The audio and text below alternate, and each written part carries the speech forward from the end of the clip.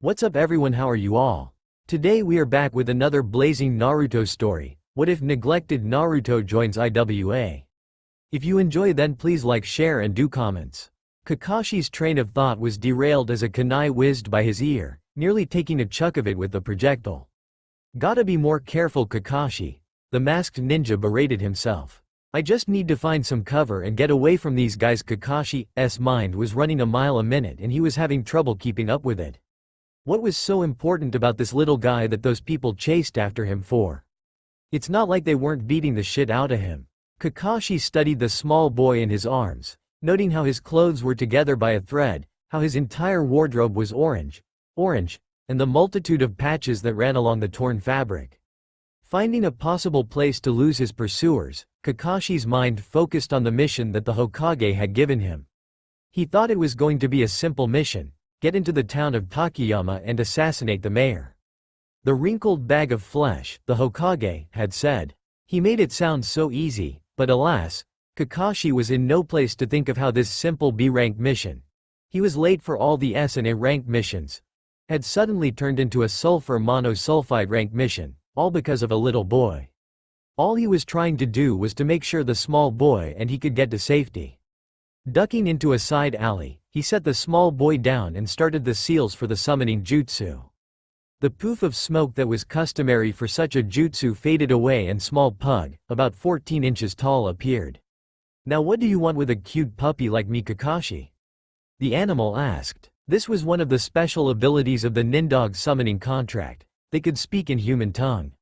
I want to know if anyone is around us, and if there are, you know what to do.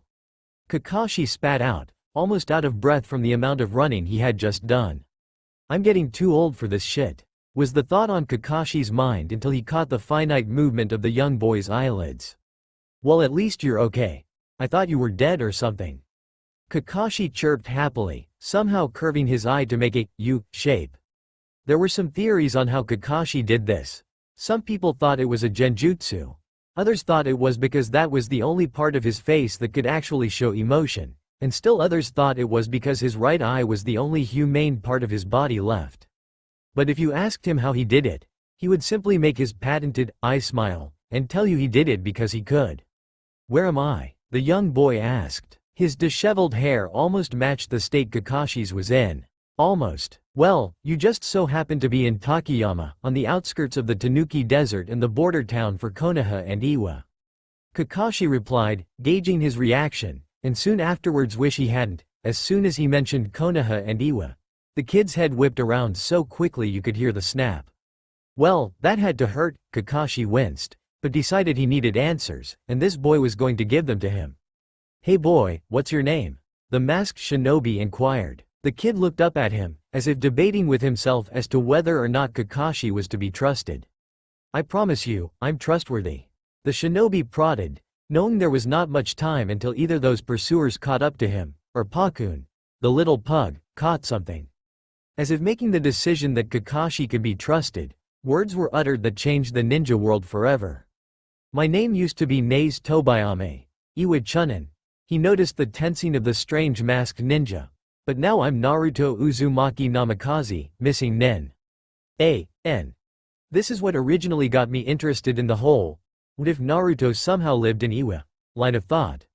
This has no relevance to the story, but I'm keeping it here as a memento to my brain. Furthermore, since this is an edit of the story, there will be pieces missing, so rereading is imperative, as I have taken some things out and added some things in. I don't own Naruto or any characters from the series. Naruto of Iwa. The Beginning, Chapter 1 title. It all begins. Konohagakure. Damn, man, did you really have to create me just to do your paperwork?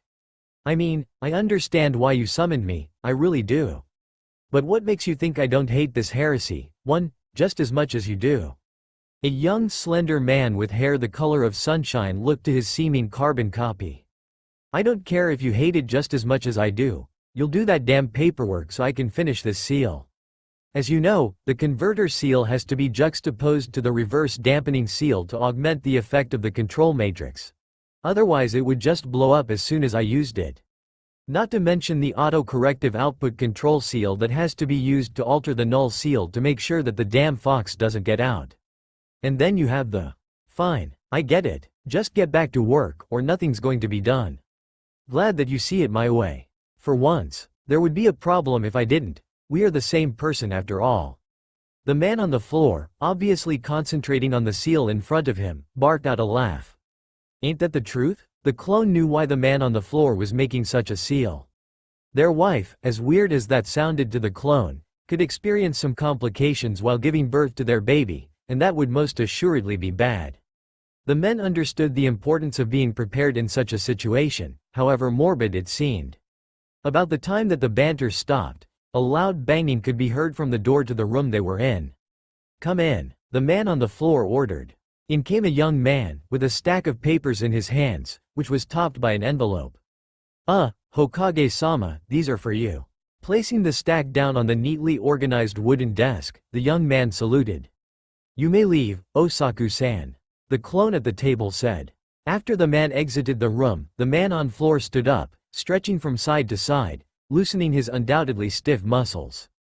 He sent a look to the clone, which looked at the man apprehensively.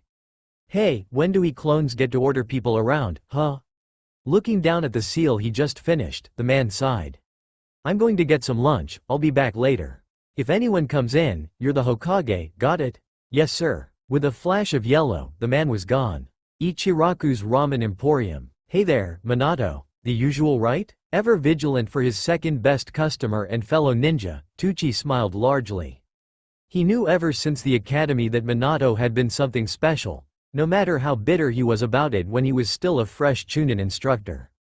He even remembered getting beaten a few times by the man in front of him when he wasn't even a teenager. "Yes, Tucci-sensei. And could you get one to go as well? Kushi will probably smell the ramen off of me and pout that I didn't get her any when I check up on her." Tucci laughed heartily, his mirth spreading to Minato, who started chuckling as well. "Well, when you say 1, I mean 10, yes. You would think she would crave weird things, but no, all she wants is ramen. Sometimes I wish I didn't have to come here every day. No offense, but having ramen for a meal out of 2 every day can start to become redundant." Tucci looked back from his pots. "None taken, I sometimes get tired of making the stuff." Tucci set a bowl of ramen in front of Minato. "You know, when you two have your kid, if it's anything like both of you, I'm going to die a very rich man." They both chuckled at the joke. "If I had my way, this would be a maybe once a week thing, but we both know that Kushi and the baby would sneak in some whether I wanted them to or not." Tucci looked at Minato for a moment, then put a finger up to his mouth, causing Minato to give him a sour look. "You wouldn't even tell your Hokage what his wife was doing to make her and our child smell like ramen." Seeing the chef shake his head, Minato sighed and dropped his head onto the counter. "What would get you to tell me?" He looked up only to see Tucci placing another bowl of ramen in front of him. "Oh, I get it, you sly dog you. By the way, how are things with little Ayame and Satsuka?" Tucci looked up from the ramen he was cooking for the people who had wondered in seeing their Hokage. "Ayame's doing fine, she a bundle of energy no doubt, but Satsuka's done well in making sure she doesn't cause too much havoc, but Satsuka's been feeling faint as of late, we're worried she might be coming down with something." Minato looked thoughtful for a moment. "I hope she starts feeling better soon." "Are you almost done with Kushi's order?" He got a harsh glare from Tucci. "Oh right, we're secretly dating, not that I'm going to see her or anything, it's just that she comes around the same time I do and—" "Stop Minato, stop, I got the order right here. I hear she's busy right now, so I'll just leave it in the back when she gets here in 5 minutes." Minato nodded his head and dumped a slightly larger than it should have been bundle of bills. "Thanks Tucci-sensei, you're a lifesaver." He turned to start walking, but stopped after a few steps. "Hey Tucci, I heard some talk recently that you've been trying out making different food items, is this true?" Tucci nodded his head. "I've been trying to make yakisoba and gyoza, but my recipes aren't coming out how I thought they would, so I'm still in the development stage."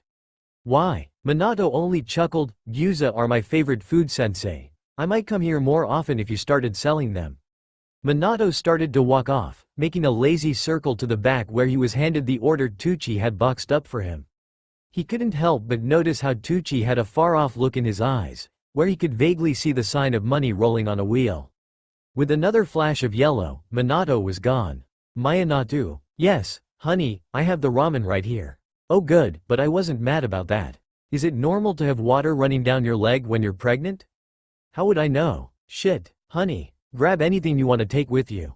I think it's time. This soon? Tsunade said that it would be at least a few more days.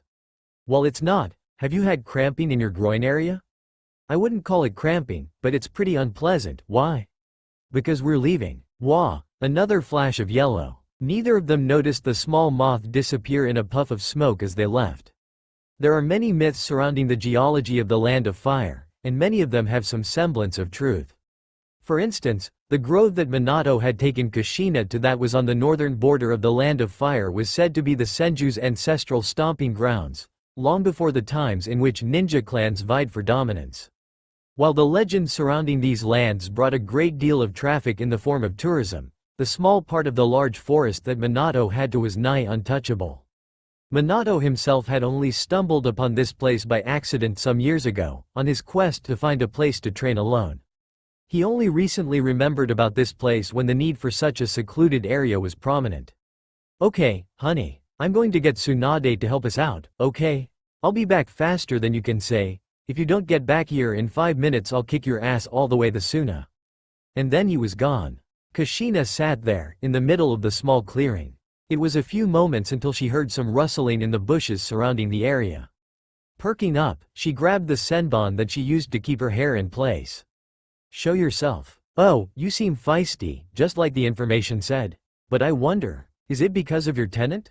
The voice, which was distinctly male, seemed to be coming from everywhere, unsettling Kushina.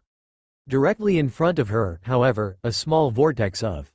She supposed it was some foreign energy source, since she couldn't sense any chakra from it began to appear, and after another moment, a tall man in a black cloak and a mask was in front of her. Wasting no time, Kushina threw the senbon at the man, watching in awe and horror as it passed right through him. You know a lot? Too bad you'll die here. Do you truly believe you can defeat me? I'm many leagues above of you in skill, girl, as you can see. Kushina smirked. It's not about what abilities you have. It's about what you can do with them. Kushina sent her killing intent full blast at the man, but if it had any affect, she didn't see it. Immediately after using her killing intent, chains burst from the ground and surrounded the cloaked man, crushing him into oblivion. The man soon turned into a log, which was crushed into small chips. Whoa, that was scary. I think you might have actually hurt me if you hit with that. But I'm not here for you. I'm here for your tenant.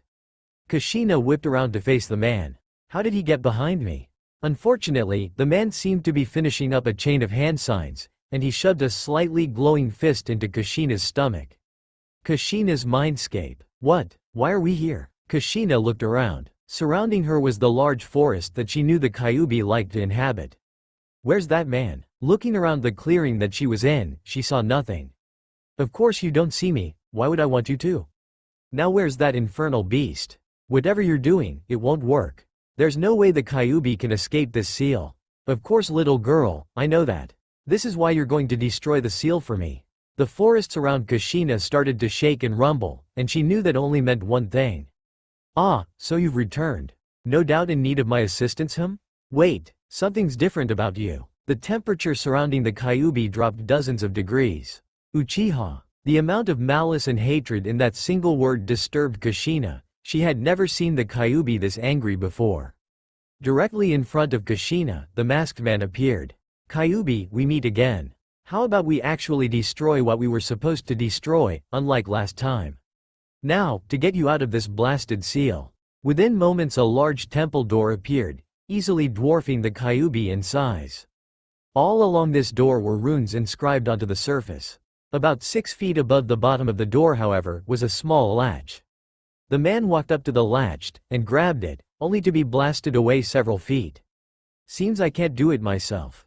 Girl, you know what to do. Kushina started to walk forward. What are you doing to me, you monster? The man started to laugh. Ha, foolish girl, thinking that I'm the monster here. I'm doing this out of the kindness of my heart. The world has gotten too peaceful, so peaceful that childhood ideals hold more value than cold hard facts. Tell me, girl, do you know who I am? Kushina, still walking forward, took a small moment to assess her situation. I need to break whatever this man has put on me. Kyuubi said he was an Uchiha. Maybe this is a genjutsu. Channeling chakra throughout her body, Kushina pulsed the chakra gathered outward, trying to break the supposed genjutsu. She stopped for a moment, only to begin walking towards the door again after a minute or so. Try harder, little girl. It isn't so easy to break a true Uchiha's genjutsu. Kushina's looked around for a moment trying to figure out a way to defeat this man, when she laid her eyes on the Kyuubi, who had so far been silent.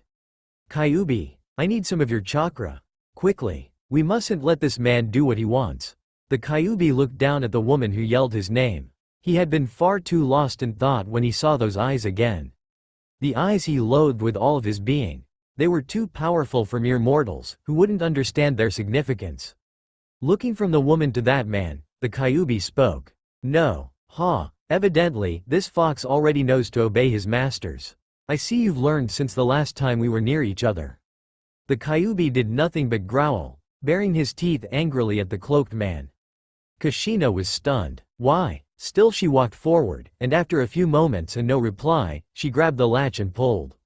There was a sucking sound for a few seconds until both the Kyuubi and Kushina fell to the ground. The masked man walked over to the Kyuubi, who was eyeing him with hatred even Kushina had never seen from the beast. I must thank you, girl. If you weren't so unsure of yourself, this would have been much more difficult to do.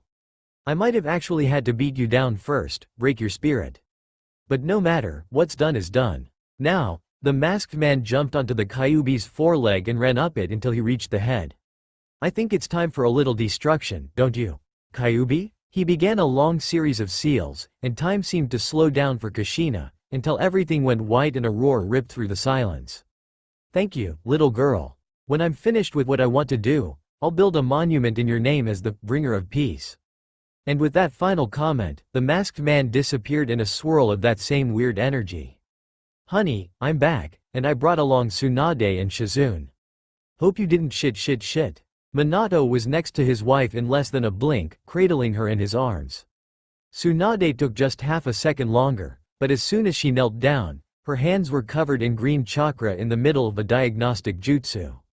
Her heart rate's through the roof, her blood pressure's spiking, her body has gone into an emergency state and it's starting to squeeze out the baby before it's ready. It seems she fell unconscious from whatever caused this, but she's already at 7 centimeters. I'll try my best, but there's a possibility Tsunade looked away. She might not make it. Looking back up at Minato, Tsunade got her answer. Shizune, I need you to. She was cut short by the noise of an explosion. Then it hit. That chakra, she had never felt anything like it. It was taking more focus than she had on reserve to even think among this mess of evil intent. Minato seemed to be faring only slightly better. After a few moments, they both got used to the feeling and perked up. Minato stood up. Look after Kushi for me. In a flash of yellow he was gone. Minato feared the worst. What if it was the Kyuubi? Looking up from his position, he noticed that something was off. Very off. How did you get out here? It was a peaceful afternoon in Konohagakure. The peddler and merchants on the streets were selling their wares, and the shoppers were haggling for prices. Off-duty ninja were doing various deeds as well, effectively blending into the populace, but they were distinguishable by the headband they wore at all times. Around 4 in the afternoon a large shadow took over most of Konoha. Those who were aware that it was nowhere near dusk looked up. Kyuubi. Everyone froze. Rising higher than the Hokage's monument itself, the Kyuubi gazed at its surroundings, before bringing up one of its massive paws and crashing it down upon the gate that reached to its knees. The gate buckled for a split second, bending under the intense pressure it was experiencing, before a crack sounded throughout the area. The noise swept throughout Konoha, sending shivers up everyone's spine. Then it hit. Many civilians fainted or even died on the spot from the intense pressure that suddenly welled up in their chests. The ninja, especially those who were acquainted with bloodlust, held a much better reaction, although they too were stunned for many moments. I can finally destroy this inept village. Kyuubi only managed a small sentence before he felt something snap. His head lowered for a few moments, and when he looked back up, his regular blood-red slitted eyes were replaced with the tomo of the Sharingan. He took another look at his surroundings before he began to indiscriminately destroy everything in front of him, taking down swaths of building with each swipe of his paws. Many of the ninjas stood their ground, their loyalty to the village overriding their survival instincts, and as they sent out their jutsus hoping to slow the beast down, were destroyed along with the buildings. Many ninja had gathered together to form platoons, and they had a decent success rate considering that they had managed to keep the beast from coming too far into the village, stopping it at the market district. Just when things looked too bleak, the ninja who had survived for the few minutes the beast had appeared for were welcomed to a rare sight. We mustn't let the Kyuubi reach further into the village. We shall stop it here with our will of fire. If we unite, even the Kyuubi will not prevail. Followed by a contingent of Anbu, the Sandaime Hokage appeared at the front line of battle. Lord Hokage, we need a plan. We cannot hope to destroy this beast with pure force. The Sandaime looked at the man who spoke. When he saw his face he remembered a name, Izu. Go find Nara Shikaku, and tell him to activate Battle Plan K2. Izu's face contorted into confusion, but he saluted anyway, and by the next moment, he was gone. The Sandaime looked back up at the Kyuubi, who had just finished tearing through one of the high-rise apartment complexes that had been built for the more wealthy citizens of Konoha. Looking up at the sky, which was black with smoke from the still young fires, the Sandaime yelled to the heavens, "Attack!" Nara Shikaku was a smart man by any means. He was even considered a genius among his clansmen, whose average IQ was 176. With the brainpower he possessed, it was simple deduction to know what the Hokage wanted from him. Turning to Izu, the messenger, he spoke his command. I need you to tell Shuza Akamichi and Inoichi Yamanaka to meet me at the Hokage's tower in 2 minutes. You can find them in the village bunker helping civilians from their clan get to safety. Shikaku then started on his way to the tower. I hope the Yondaime knows what he's doing. Now, how to stall the Kyuubi. 2 minutes later, all 3 men were at the tower. One of them was holding a scroll. You sure I just place it on his head? Won't it fall off or anything? No, it won't fall off, Inoichi. Just put it on the Sandaime's head, and then get to us. We'll need you for the group assault. With those words, the 3 men sped off, 2 in one direction and the last in another. Say, Shikaku, are you sure this'll work? I mean, I like the plan and all, but what if the Kyuubi's a more proficient grappler than what he appears to be? Don't worry Shuza, that's where I come in. You get the first hit in by surprise, and then I'll help you with the rest, okay? Fine Shika. It took the pair a few moments until they came upon the scene that surprised them. It seemed that the Sandaime wanted to have a little fun in the latter half of his life, if the amount of fireballs he was hurling at the Kyuubi accounted for anything. Shunshin over to the former Hokage, the duo bowed. Lord Hokage, I have a plan. How many Nara do you think are here? The Sandaime took only a split second to answer. Approximately 43, give or take 2 every time the damn Kyuubi swipes its paws. Whatever you want to do, go do it quickly. Nodding, Shuza dashed onto the ground before the Kyuubi. Running towards the beast, he began a series of hand seals. Without even saying its name, the man grew in size until he was on par with the Kyuubi itself. Kyuubi, despite seeing this trick several times before, was not prepared for the speed or rate at which the man grew, and was tossed hundreds of feet backwards as Shuza body checked the 9-tailed fox back to the outer wall of the village. Shika, I think it's time for you to do whatever it is you thought of. The gargantuan man stood at the ready, knowing full well that he had gained the beast's ire. It did not take long for the fox to dash back at the Akamichi, who dodged it adroitly despite his size. Don't worry buddy, I only need a minute or 2 until I have everything I need. Think you can hold up? Shikaku yelled back at his friend. Shuza smiled, of course I do. The Kyuubi turned on its heel and rushed Shuza again, but this time he was ready for a counterattack. Ducking underneath the initial swipe of the fox's paw, Shuza hefted the Kyuubi onto his shoulder and threw. The Kyuubi blocked out the sun for a moment, drenching everyone in shade as they looked at what was the de facto natural disaster being thrown. Shuza did not go unharmed however, he was grasping his right shoulder, where one of the Kyuubi's tails had nicked a shallow gash. Shit, that smarts. I might have to ramp this up. Grabbing a small pouch from his pocket while the fox was still skidding across the ground, he popped out a small yellow ball. This increases my chakra output by 5 times. I shouldn't need much more than that for a distraction. Swallowing the pill, a small set of wings, comparable to what can be seen on a mantis appeared. Shuza then charged towards the still recovering Kyuubi. When he was approximately 100 feet away from the beast, Shuza jumped into the air, and positioned his body towards the Kyuubi, his elbow leading the dive. Kyuubi had no time to react as the Akamichi once again body-checked the fox, but this time the fox howled in what seemed to be pain, until Shuza skidded back a few dozen feet. Kyuubi seemed unfazed however, and continued rushing towards the biggest threat. Shuza, get ready. Shuza knew exactly who that was. Finally Inoichi, you decide to help out. It's not my fault I can't leap the village if I wanted to. Anyway, get what you need done, I'll make sure he doesn't get too far away. That's what we Nara are for Shuza.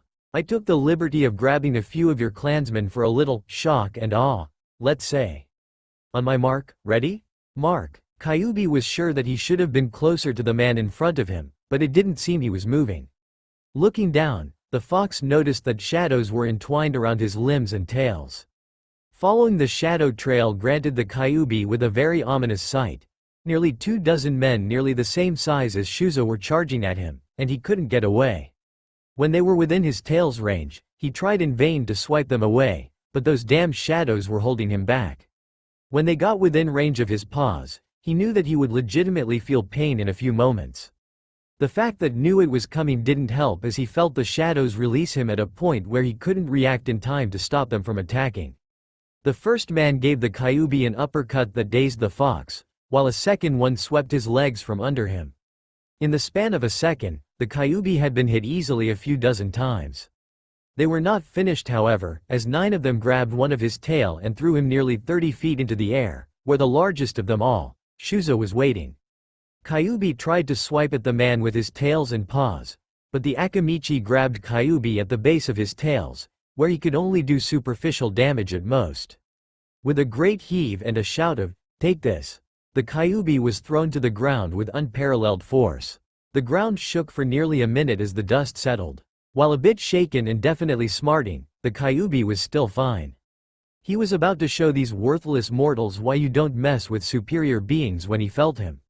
He couldn't see him, but he could feel him. The man he was supposed to annihilate before all others. Using the dust to his advantage, the Kyuubi began to gather chakra in front of his snout. After a few moments, he compressed the chakra and ate it. Keeping it in his throat, he roared. The ball of super dense chakra sped towards where he felt the man was, but he didn't hear the accompanied cacophony of an explosion until several seconds later. After the dust cleared, he noticed that all the large men had retreated, obviously due to the concentration of chakra. Looking to where the destruction should be, he saw nothing. There was nothing to even denote that the Kyuubi had just set a tailed beast bomb in that direction. How did you get out here? Minato was confused, but he could think later. Right now, he needed to save his village. He noticed that the Kyuubi was doing something that required a lot of chakra. Looking through his kunai, he settled for the right distance. 1 kilometer should be right. Now then Kyuubi, what do you have in store? Setting the tri-pronged kunai in front of him, he channeled chakra into the seal paper wrapped around it. He didn't have to wait long for a ball of super condensed chakra the size of the academy to come barreling towards him. Minato's face was stone, but his mind was surprised at just how much chakra that one ball possessed. Unbelievable, the Kyuubi truly is annihilation incarnate. The great ball came closer and closer to the Hokage's monument and the Hokage on it, but Minato did not move. Just before it seemed everything would be lost, both the mountain and the Yondaime, the ball stopped. Just stopped. It was quickly surrounded by strands of blue runes that continually leached chakra through a small hole in front of Minato. After a few seconds, the entire ball had been leached, and even though he couldn't see it, Minato knew that a kilometer behind him, the ball had appeared and sped off into the forest. The explosion a second or so afterward only confirmed his thoughts. Grabbing the scroll on the ground and stuffing it into his pocket, Minato grabbed some more kunai. I think we should get some alone time, right Kyuubi? Oh no, I think we should have some alone time, Yondaime Hokage. Minato swiftly turned around, and felt a hand grip his shoulder. You're my opponent Yondaime Hokage, and you've already lost. A vortex of strange energy began pulling Minato in, but Minato quickly focused on one of the chakra markers he left particularly far away from the village and in an instant, he was gone. This might be interesting. In the land of forests, a large man, easily reaching over 6 feet tall, with white hair was drinking tea in one of tea shops along the border with the land of fire. Setting his teacup down, he stared off into space. I wonder what Minato's doing. He looked back down to grab his teacup and noticed that it was cracked. Being a superstitious person, Jiraiya was worried. Putting down a small wad of bills, he rushed off in the direction he knew Konoha to be. Minato rolled across the ground of his personal training area. He was given it when he gained the status of Hokage, which seemed like forever ago, but he was sure it had only been a few years at the most. That's definitely space-time jutsu he's using. I have to be careful. Minato stood up, and faced where he knew the fox was at the moment. I suggest you focus entirely on one thing, Yondaime Hokage. It may be fatal otherwise.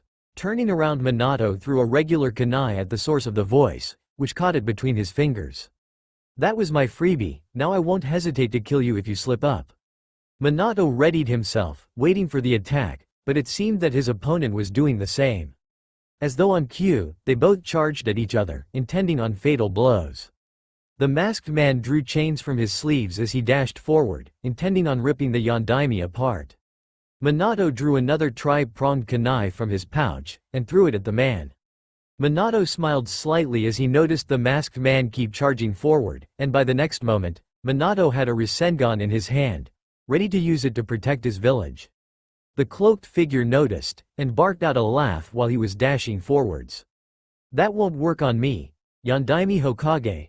The kunai slipped through the man mask, and exited without leaving a hole. I am Invichi Gurk. With a flash of yellow, Minato had teleported to a spot slightly above the kunai and thrusted the spiraling sphere into the masked man, crushing him into the ground. When the dust settled the moment after, the masked man was nowhere to be seen. There was a lull in action, and Minato took this moment to sneak a glance back at his village. The fox is certainly causing more destruction than last time I summoned it. The Kyuubi's a work of art, isn't it? Such a beautiful creature, but it's also the ultimate apocalypse. Such irony. The man appeared on the other side of the clearing and laughed. Something clicked in Minato's head after that sentence though.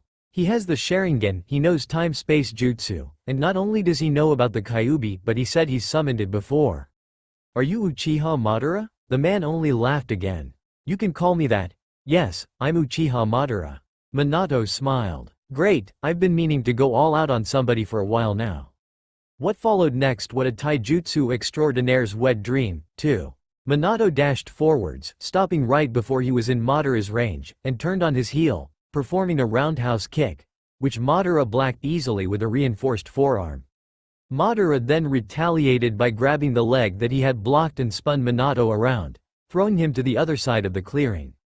Minato rolled several times before coming to a standing position. Madara pushed his advantage, kneeing the Hokage in the chest as he rose up to meet him, flinging him back even further.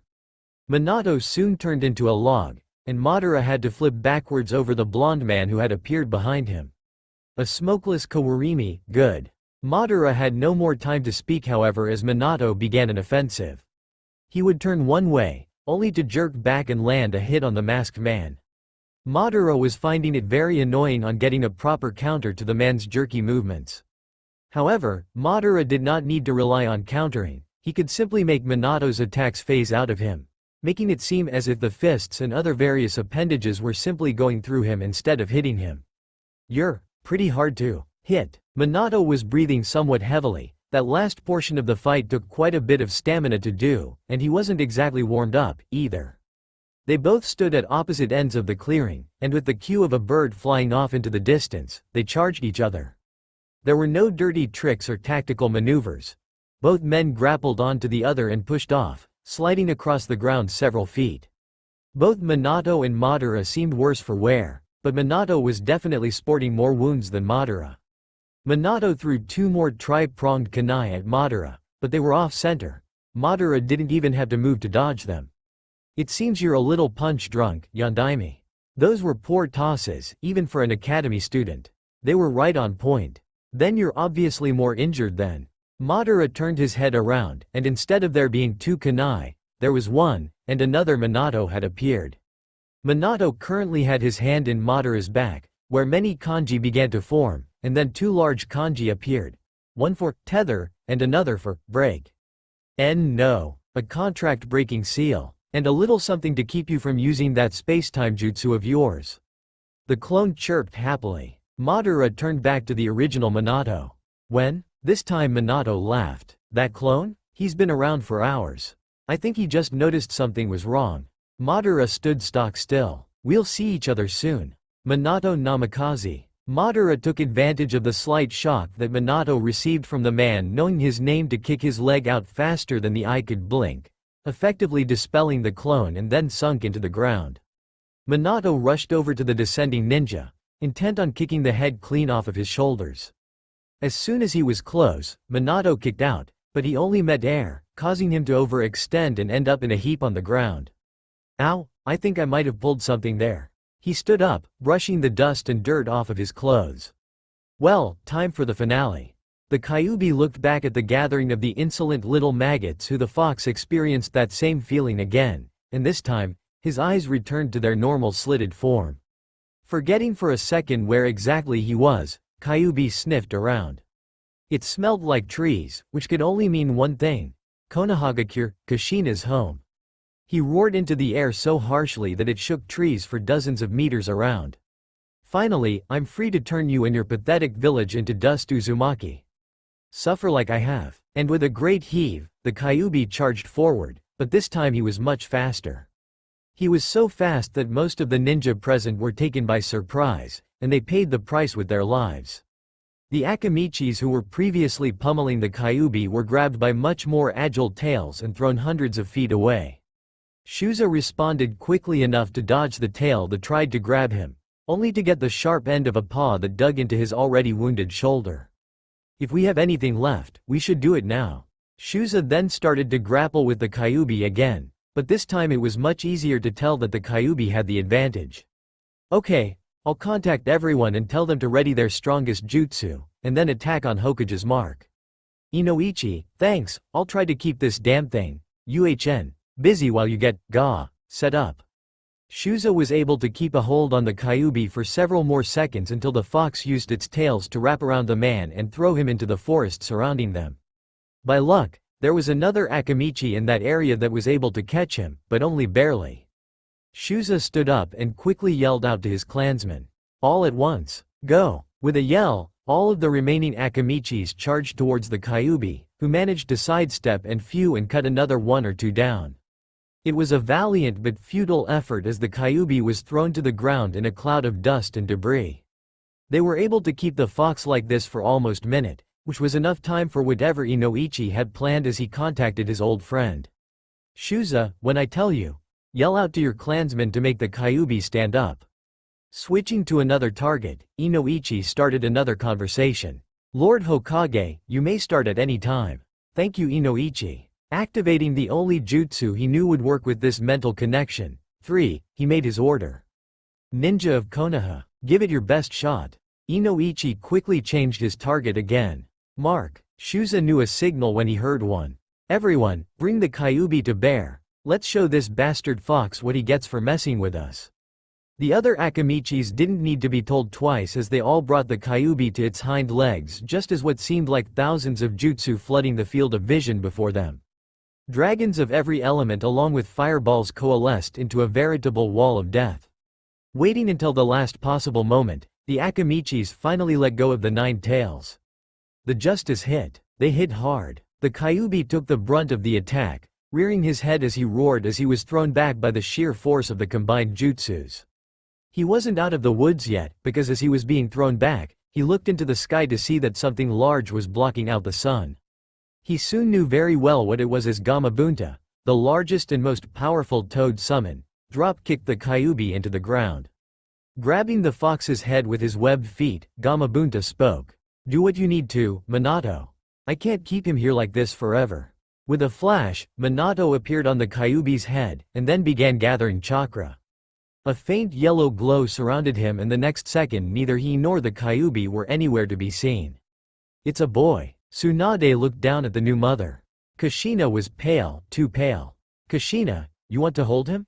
Bringing the newborn to its mother, she stepped back as Kushina took the boy in her arms. A boy, huh? Then he will be called Naruto, just like planned. Aren't you a little cutie, Naruto? Kushina started to rub the child's cheeks, which had whisker marks on it which the infant seemed to react with giggles whenever her fingers brushed over them. After this tender moment, Kushina started to cough harshly, droplets of blood splattering the ground and Naruto's face. A flash of yellow from her peripheral drew her attention from her child. Turning her head, she stared into the delphinium blue eyes of the man she loved. Minato, it's a boy. Naruto's a good name for a boy. Minato smiled. Honey, I need Naruto for a moment. He reached for the child, but met some resistance from Kushina. Honey, you know what needs to be done. I made a seal for this specific purpose, you know that. Kushina just shook her head. Behind him, looming in the distance was the gargantuan shape of the Kyuubi, the fox's red fur a contrast to the deep green surrounding them. I won't let you make Naruto live the same life I did. I won't. Kushina began sobbing. Not anymore, I don't anyone to live the life I did. No one more than my son. Kushina tried to stand up, but her shaky legs couldn't support her, and she began to fall, but Minato caught her and laid her down. Kushina could see that the Kyuubi had finally gained some spatial awareness and was looking at them. Kushina looked down at her child, her tears falling onto the infant's face and mixing with the blood. Be safe, Naruto, eat your vegetables, treat your friends safely and serve them loyally, and meet a really nice girl and have cute Uzumaki children. I love you, son. She fell asleep on the spot. Tsunade ran over, intent on checking Kushina while Minato grabbed the child. They glanced at each other, their eyes locking for a moment, and in that moment, Minato realized what he was just about to do. Looking at Tsunade, he spoke. If I don't make it, tell Lord Sandaime that I wish my child be known as a hero, for being the one to contain the Kyuubi. Tsunade looked at him warily, before nodding. Minato stood up, his child in his arms, and turned around to face the Kyuubi. Let's finish this. Minato. With a flash of yellow, Minato appeared on the Kyuubi's head. Securing his position by sticking with chakra, he started to reach into his cloak. He pulled out a scroll approximately a foot in length. Unfurling the scroll, he cut the first 2 feet off, and then placed it over his child. Focusing some chakra into the paper, he watched as kanji spread across Naruto's body, all the while his son was shivering as though he was really cold. After a few moments the kanji stopped and Naruto was covered head to toe in small kanji in directional lines surrounding a larger kanji for contain, which was adjacent to the kanji for each element in a pentagonal pattern. Unraveling the scroll further, he proceeded to cut off another 10 feet of the scroll, and began to start a long series of seals, his child still in his arms. Kyuubi, however, was trashing about, hoping to get Minato to stumble or fall so that he could attack him without worry of self-injury. When he figured out that that didn't work, he began to run towards the nearest source of water he knew of. The Valley of the End. Minato noticed that they were leaving the general area that Konoha was in, but he didn't have much time or focus to question it. After about 2 minutes of forming seals, he was finished with the jutsu. Looking around him, he was surprised to see that they at the Valley of the End. A fitting end for you, Kyuubi. The last time you were sealed is at the same place you were first sealed. The Kyuubi heard this and stopped his movements. You intend to seal me? You know that I'll just escape. No seal mortal kind has ever made could contain me. After he finished speaking though, the temperature around them dropped several dozen degrees. Kyuubi himself had never felt like this, and for all intents and purposes, he was starting to get nervous. He started to run towards the lake he remembered being around here somewhere when he noticed he couldn't move. Then something started to pull. He looked up to see what was happening, only to come across a sight he wished he would never see again. The Shinigami. You fool. Minato, what have you done? He'll take both of us. He heard Minato laugh weakly on top of his head. Who said he was taking you? You'll have to live one last life. Minato coughed harshly as the Shinigami sent his other hand to where the Kyuubi knew Minato to be, and a small burst of light came forth from above the Kyuubi's head. Kyuubi, treat my son well, and if he needs it, teach him the way of the ninja. The Kyuubi had no time to respond as a great light surrounded the three of them. It was gone as quickly as it came, and all that was left was a small crying infant in the arms of his father. Hiruzen Sarutobi may have been past his prime, but when he saw the smoke-filled sky with bright, white light he knew something was off. Pinpointing the source of the light, he signaled the Anbu around him to follow. Nearly half an hour later, Hiruzen came across a sight he had never at any point of his relatively brief retirement had thought could happen. There, on the bank at the mouth of the waterfall of the Valley of the End, 4, was the body of the Yondaime Hokage, and what seemed to be a dead baby. Walking over to the pair, Hiruzen knelt down to examine Minato's corpse. Checking for a pulse gave him the answer he dreaded. Next he picked up the baby who was in the fourth's arms. It started to squirm, surprising Hiruzen, but he quickly made the connection. So, you're a boy, and if I remember correctly, they planned on Naruto being your name if you were a boy.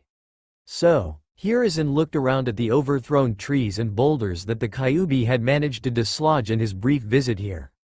Allow me to welcome you to the world of shinobi, Naruto.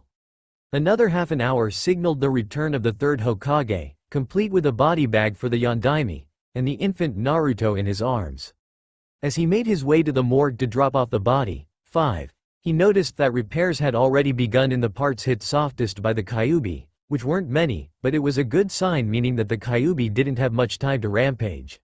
Strangely enough, most of those who were helping out were Uchiha. He hadn't seen many of them at the site of the attack.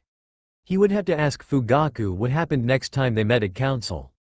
Turning the corner to the street that the morgue was on, which happily enough wasn't touched by the Kyuubi, he bumped into someone he hadn't seen in years. Sarutobi-sensei, fancy meeting you here. She adjusted her head to see what was behind him. It took a moment, but she understood.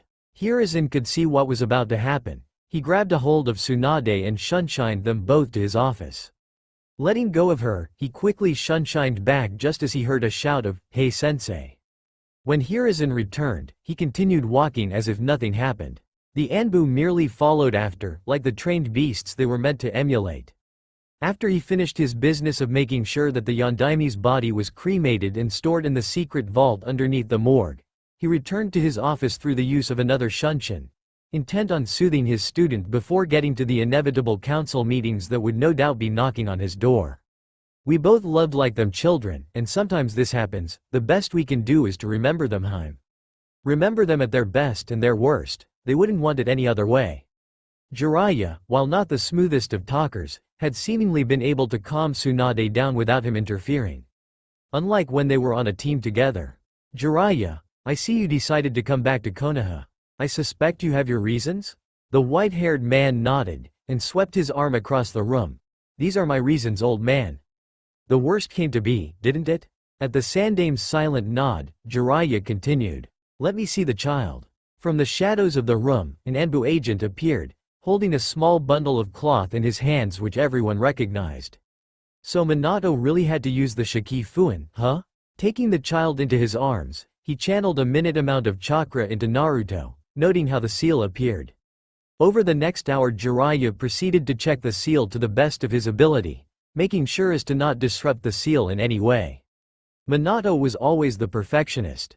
There's nothing wrong with it from what I could tell, but I'll be coming by every few years or so to make adjustments and such when they are needed. Now, if this is it, there are places we need to be. Smiling at the confused heads that looked at him, he continued. Sandame here has to go to a meeting, and you Tsunade have to get to the hospital. When Tsunade asked him where he was going to be, Jiraiya smiled wryly. Doing some research, of course. Hiruzen sighed for what seemed like the 10th time that minute. He looked across to room to the platform on which the advisor of the Mercantile Business League was currently relaying the gains and losses of the last fiscal quarter. He knew that this was just formality. He didn't have time to run the ins and outs of Konoha's business when he was Hokage, and what with the destruction that the Kyuubi caused, he most definitely wouldn't be able to do so this time. So, while he waited until the moment when the meeting finally came to the elephant in the room, the Sandame could do nothing but watch as the monotonous meeting continued on. Hokage-sama, Hokage-sama, Hiruzen. Hiruzen woke up with a start, to see that both of his advisors and former teammate were at his sides, obviously trying to wake him up. He looked to his right to see Koratsu bending near his head. The Hokage straightened out in his chair. Ahem, thank you for waking me. I assume that everything that has been so far will be on a report that I will receive soon? Seeing a nod from the scribe that they had hired for these meetings, Hiruzen continued. Now, I'm sure you woke me up so we can discuss the real issue here. A damage report, please. At this, the advisor of the Mercantile Business League stood up. Lord Hokage, we have experienced acute destruction of both wares and stores to sell them. The current figure. Not those figures, we can fiddle with them later. I mean people, what are the numbers? At this, the lead doctor of the Konoha hospital stood up. Pushing his glasses up so that they were high set against his eyes which were surrounded by dark chestnut hair, he started. Sir, we have just started collecting the dead, but the figures are around 3,000 and rising, this including both ninja and civilian forces. Ninja deaths total at about 800, the rest are civilian. I'll update you with any new information as I get it. The man sat down, his report finished. Thank you Yakushi Dono. Now, since those matters are done with, are there any other matters that the Ninja or Civilian Council would like to propose? Hiruzen knew exactly what he had just started, and was intent on making some things very clear. The instant the words left his mouth, people stood up. There was some shuffling and fumbling, but eventually one man was left standing. This man, the right side of his body ravaged by war, asked the million-dollar question. Hokage-sama, I would like to inquire about the missed presence of our current Hokage, and also question the appearance and subsequent disappearance of the Kyuubi no Kitsune. Danzo Homura. Ever since Hiruzen had gotten the title of Sandaime by the Nidaime during the Second Ninja War, Danzo had seen to it to be a nuisance that Hiruzen just couldn't get rid of. Regarding both of your questions, I must politely request that the ambassadors for the Civilian Council leave, on the ground of these issues being strictly military. Of course, as Hiruzen had expected, several representatives for the Civilian Council stood to state their denial. While Hiruzen may have been a peace-loving man at one point, the recent events brought out a part of the man that even the Sandaime himself hadn't seen for decades. Deciding to make sure everyone knew what "strictly military" meant, he slammed his palm upon the table he was resting at before any of the representatives could get going. As I said, honorable council members, this meeting is now only for the Ninja Council and the military affairs units. Now, before I make you leave, disturbed by the finality in his voice, the deviant council members left the room in a group. Hiruzen missed the smirk that graced Danzo's face. Turning back to the now silenced room, Hiruzen continued. I must get your agreement to never speak of what we will discuss in this room, as it is considered double S-classed secrets. This stunned the still silent Ninja Council. Even Danzo had his eyebrows raised. Eventually everyone agreed. Resting his interlocked hands on the table, Hiruzen started. The Yondaime Hokage is dead. All of the present shinobi had their own reactions. The youngest clan leaders, the current Ino Shika Cho combo, all gasped. Sume Inuzuka cupped her mouth in her hands, while Hiyashi Hyuga and Fugaku Uchiha both lowered their heads, while Danzo and Shibi Aburame simply raised their eyebrows. He died in battle against the Kyuubi no Kitsune at the Valley of the End, ironically enough. He has appeared to have succeeded in capturing the Kyuubi and containing it. He ensured that our village had minimal infrastructure loss due to the attack, and I will be holding the family funeral for him in 2 days' time. Since he considered all of you his friends, the clan leaders may come. The village funeral will be held in a week. Which leads me to the next subject. At this point nobody spoke. The events of the day and this recent news had muted them. Seeing that nobody would speak up, Hiruzen spoke. I assume that you all are wondering the same thing. How did he contain the Kyuubi? I have come to find out that he sealed it into a child. Hiruzen gauged the council's reactions, which were severely dulled due to the obvious stress they were going through. That child, the child that not only contains the Kyuubi no Yuko, but also the blood of Kushina Uzumaki and Minato Namikaze, is none other than their son, Uzumaki Naruto. Once again, it seems I am sealed. Perhaps the seal won't hold and I will get to destroy the village that has caged me for so long.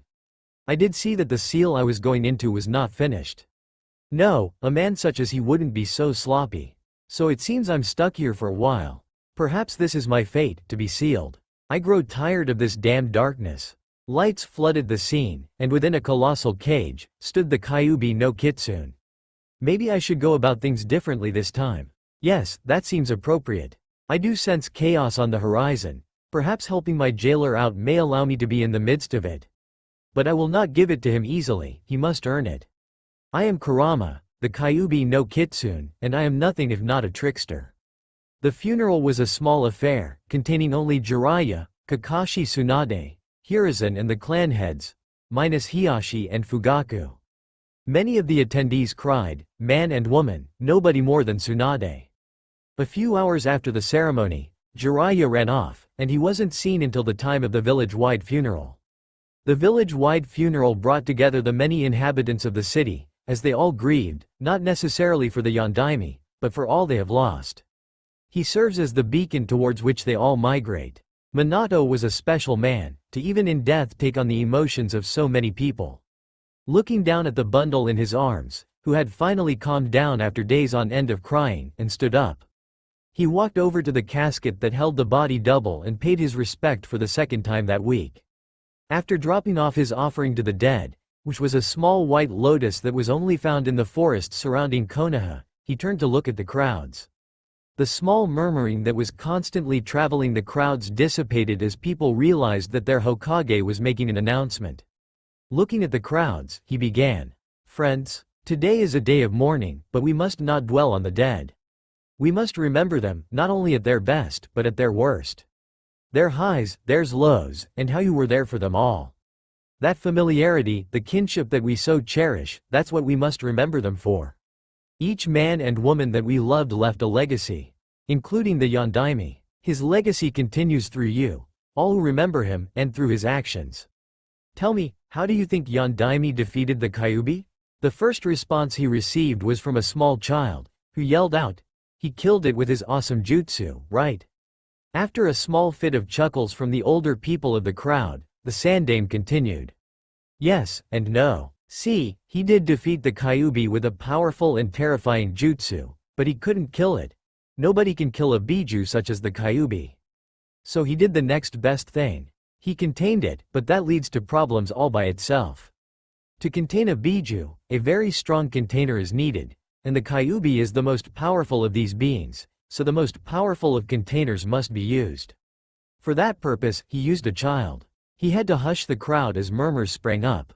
But he was working on a clock, since the child could at oldest be only a week old for the chakra pathways to be flexible enough to adapt to the fox's chakra. For this purpose, he chose a child that had, coincidentally, been born a week ago on the day the Kyuubi no Yuko attacked. For you see, this child? Minato wanted him to be seen as the savior of our village, and that's what he truly is, the jailer of the most powerful Biju in existence. The reactions he got were nearly divided. The ninja who knew about sealing, which was nearly all of them, understood just what kind of prodigy the Yondaime was with them, and they believed in his skill to keep the Biju at bay. The civilians, however, were of no such quality, and they had immediate and severe reactions. Let's kill the demon. We need to keep it locked up in a cage, away from everything. Let's breed it with the kunoichi force, to make powerful ninja. That was not to say that there weren't more understanding civilians, of which there were also many. But they simply didn't have the kind of reactions that garnered such attention. Hiruzen sighed, and pinched the bridge of his nose. We will do no such thing. He shouted, sending chakra to his mouth to increase the volume. I have given you one chance already, and you shoved right back in my face. From now on, nobody in this village is legally able to speak about the Kyuubi under punishment of execution. Any and all cases will be swift. This is your second chance, use it wisely. October 10th, 5 years after the rampage of the Kyuubi, affectionately called the Beast by the population of Konohagakure, the Sandaime Hokage, rather gruff-looking for a man of age 70, sat in his office, currently active in an epic duel splayed across his desk that no cage has ever won. Paperwork. Sighing, the Hokage spun in his comfortable chair. It had lower back support, to face the obscenely large window that displayed a view of the village of Konohagakure, the village hidden in the leaves. Sighing again, the Hokage had a maudlin thought, Minato, you were such a young Hokage, and you had so much going for you. But the beast came and ripped that from your grasp. I only hope I can fill in this position for at least a few more years. Kami knows I'm getting too old for this shit. The opening and slamming of the door to the Sandaime's office broke his thought when he heard a child's voice yell, "Hey old man. I was bored, so I decided to come see you." Thanking the gods that could hear him for this gift, the Sandaime smiled. Naruto, you're just a big ball of sunshine, aren't you? Hugging the small bundle of perpetual motion, he could hear Naruto's muffled reply of, "Yep," and laughed lightly. Whenever the old man of a Hokage had thought about it, Naruto was like a grandson to him, but to the rest of the village he was Prank Master Naruto. The destroyer of pride, dignity, and stuffy boring people. Of course, he was only 5 years old, so the pranks that he could pull were pretty much harmless. Things such as tying people's shoelaces together was a common sight to see, as well as the whole, "you dropped your pocket" shindig. The young blonde even once led a squad of Anbu into a trap where he tripped over a wire and pretended to be hurt, only for the Anbu who captured him to be sprayed with, what was it, Hiruzen? He called it, essence of skunk. Right? This is from a 5-year-old boy of all things, and that filled the venerable Hokage with both mirth and bittersweet pride. Speaking of the villagers, they were rather mild today, as it was the day that the beast was defeated and the Yondaime Hokage died. But this day was truly for mourning, as many of the villagers had family members that had died in the attack of the beast. He remembered the final totals of the dead: over 2,000 shinobi had died, and nearly quadruple that in civilian deaths. No wonder the reports say that we won't be back to the average population until 15 years from now. It was ironic really, that the people the Yondaime sought to have Naruto be seen as a hero, treated him like dirt, made him the butt end of jokes, ignored him most of the time, kicked him out of stores rather frequently, and occasionally beat him, mostly by drunk villagers. All of these discrepancies against the boy had their own punishment, most of which was a fine that was paid to Naruto's trust fund, a few months in jail. He couldn't push for more because they were talking about the beast, and the punishment for the beatings was death. The Sandaime might have been a peace-loving man, but no one in his village would dare hurt the boy for fear of the repercussions of said act, and those who did, were never heard of again. "So Naruto, how has your day been so far?" the kind old man asked after releasing said boy from the hug. The young boy put his small arms behind his head, and made a smile akin to one a fox may make. "It's been great, Gigi. Nobody has spit on me, or glared at me, or called me names. In fact, they all smiled at me today," the small boy blurted out in a breath. This got the old man thinking. Why are they so nice to Naruto? Usually they act indifferent if nothing else but to act nicely, let alone on the day that the beast attacked? It wasn't that the villagers never treated Naruto nicely, it was just that October 10th was a sort of anathema to the young boy. In fact, Naruto was almost never seen on October 10th.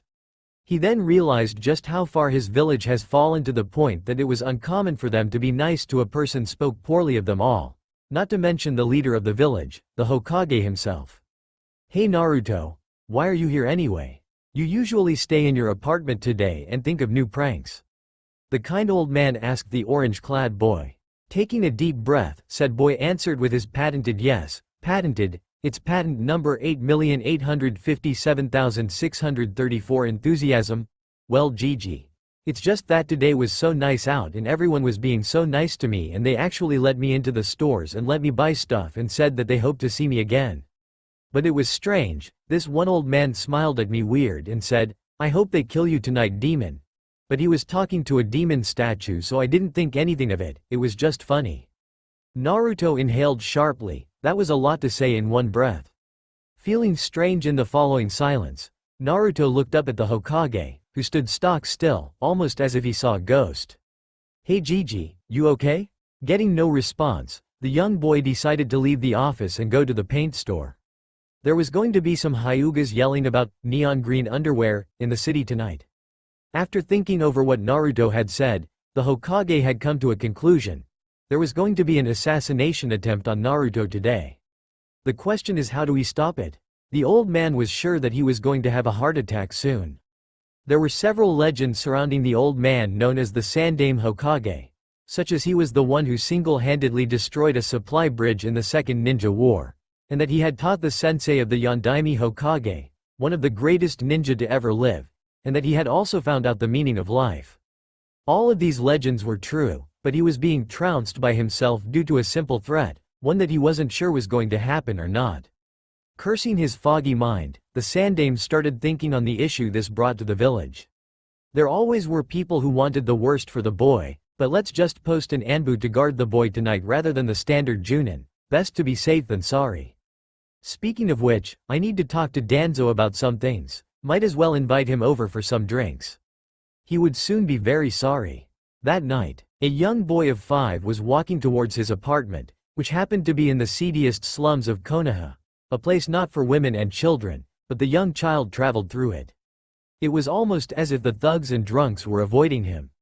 Walking up the ramp to his apartment, the young boy fumbled with his keys. Continuing this pattern for several seconds, Naruto finally unlocked the door to his apartment and walked into the small 350 square feet studio. Turning on the light switch and jumping for joy to find that it did indeed still work, the young boy yawned and started towards the bathroom, intending to take a bath and go to sleep. Outside Naruto's apartment. If one were to take a long look at the tree outside of Naruto's apartment, they would not find anything out of place, but if one were to take a very long look at the tree outside Naruto's apartment, one would see two things. A dark brown blob and a black blob with a mask stabbing each other with a kunai, and the dark brown blob disappearing in a cloud of smoke and earth. But nobody took a very long look at the tree outside of Naruto's apartment, and thus, nobody saw the Anbu that the Sandaime Hokage assigned to protect Naruto that night die. Inside Naruto's apartment, in the small bathroom that was connected to the kitchen inside Naruto's apartment, the young boy was taking a warm bath, which was strange because warm water was a luxury in the apartment complex the small boy lived in. Enjoying the feeling of the warm liquid covering his body, Naruto didn't notice the small creak of the door as it opened, revealing a dark brown silhouette, vaguely human in shape and form. But the young boy had not lived for the last 5 years off of charity and luxuries, so he had developed a sixth sense of sorts, one that alerted him to any possible dangers around him. Sensing that he was indeed not alone, Naruto slowly got up and grabbed his towel. After drying off, he got on his pajamas. A small pair of fox slippers, a panda eye cover, and an orange and brown smock. Almost expecting to be beaten at any time in the near future, the young boy moved slowly and deliberately, scanning over the areas he would be walking into thrice before taking a step. After several minutes of continuing in this pattern, Naruto was sufficiently calm and relaxed, so he decided to get to bed. Stalking the unsuspecting boy, the dark brown humanoid flicked its wrist, a glint of metal symbolizing a kunai, the only thing that was noticeable from this act. Taking a few more steps, the humanoid raised its arm in preparation to strike. As if sensing the immediate danger, Naruto jumped out of bed, spun on his heels and slammed his assailant's kneecap, bending it inwards. The sharp intake of breath that followed was the only reaction to Naruto's action, and then the small boy's mind faded into darkness. At the main gate of Konoha. At the main gates that entered into Konoha, there was a mandatory guard of 2 chunin at all times. This went back to the times of the Shoden, where invasion was possible at any time, and 1 chunin was too risky in the fact that any ninja worth their salt could take one out. Therefore 2 chunin were put as guards in the hopes that if something did happen, one of the chunin would alert the village while the other chunin delayed the invading force. This tactic had helped many times in the recent past, but there was a flaw with this idea: genjutsu. If the 2 chunin on guard were susceptible to genjutsu, it was possible to bypass them. "Hey Itsumo, did you hear anything?" the unnamed guard asked the other while chewing on a senbon. "Nope, can't say I did, Genma," the guard known as Itsumo replied. These 2 chunin were almost always the guards assigned the main gate due to their special abilities and the compatibility of them.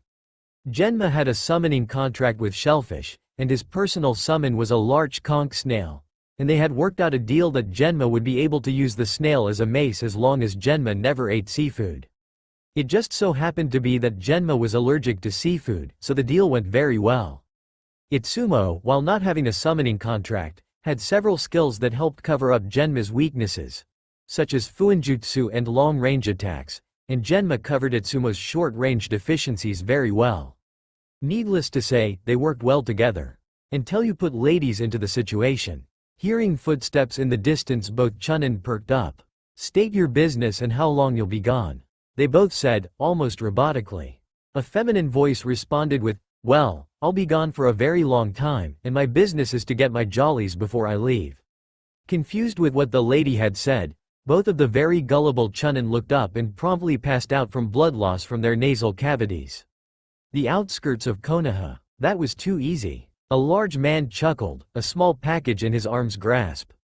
Taking off with a push against the tree the man was perched in, he didn't notice the package slip, letting sun-kissed blonde hair show through the wrapping. Nor did he notice the blood-red eyes following him as he made his escape into the night. The ninja has taken the demon boy, Danzo-sama. We will let him be. I have no use for the boy, even if I did get my hands on him. He is too protected, the Sandame saw to that. But what about the plan?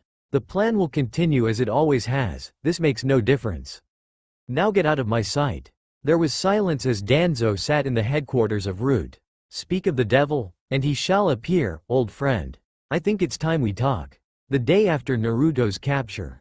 What is the meaning of this? Hiruzen was still shocked at the events of the previous night, and he had subsequently sent out all of the standing Anbu forces, but there was nothing to come of it. These feelings came out in his voice, which was full with unbridled rage and passion none but the oldest members of both councils had known, let alone remembered. What is the meaning of what, Hiruzen? Everyone knew Danzo was an instigator, but to do such a stupid thing so recklessly? You know damn well what I mean, Shimura-san. Would you happen to know how one of our enemies came into our village, and under the nose of our ninja, escaped with our current? Hiruzen snapped his eyes to the civilian council, out. He didn't have to say it again. Taking a moment to do those breathing exercises his med nin had told him to do when he was in high spirits, the aged Hokage continued. All options are on the table, but what we're dealing with here looks like an information leak. What I need to know is, which one of you did it? It was a test. Not a muscle moved, not a finger twitched, not even the most minuscule blink happened for the next few seconds, and that was Hiruzen needed to know. Well, since we got that over, I'll have to ask all of you to please cooperate with me as we get you interrogated. I hope you understand, formalities and such. But Yamanaka-san, you will have to under anesthesia, for obvious purposes. All of the ninja in front of him nodded their head. To speak out was to be considered guilty. If that is it, I would like to initiate an emergency state for the citizenship of Konoha, effective immediately. The Sandame turned to one of the camouflaged Anbu in the room. Send message to the academy to start wartime education structure, but keep the regular curriculum length. We must not appear like we are preparing for war. Also, send word to the ambassador to the Mercantile Business League, telling them to provide a mandatory 20% discount on all items to ninja. Dismissed, with nary a puff of smoke, the message had been sent. He turned to the clan heads.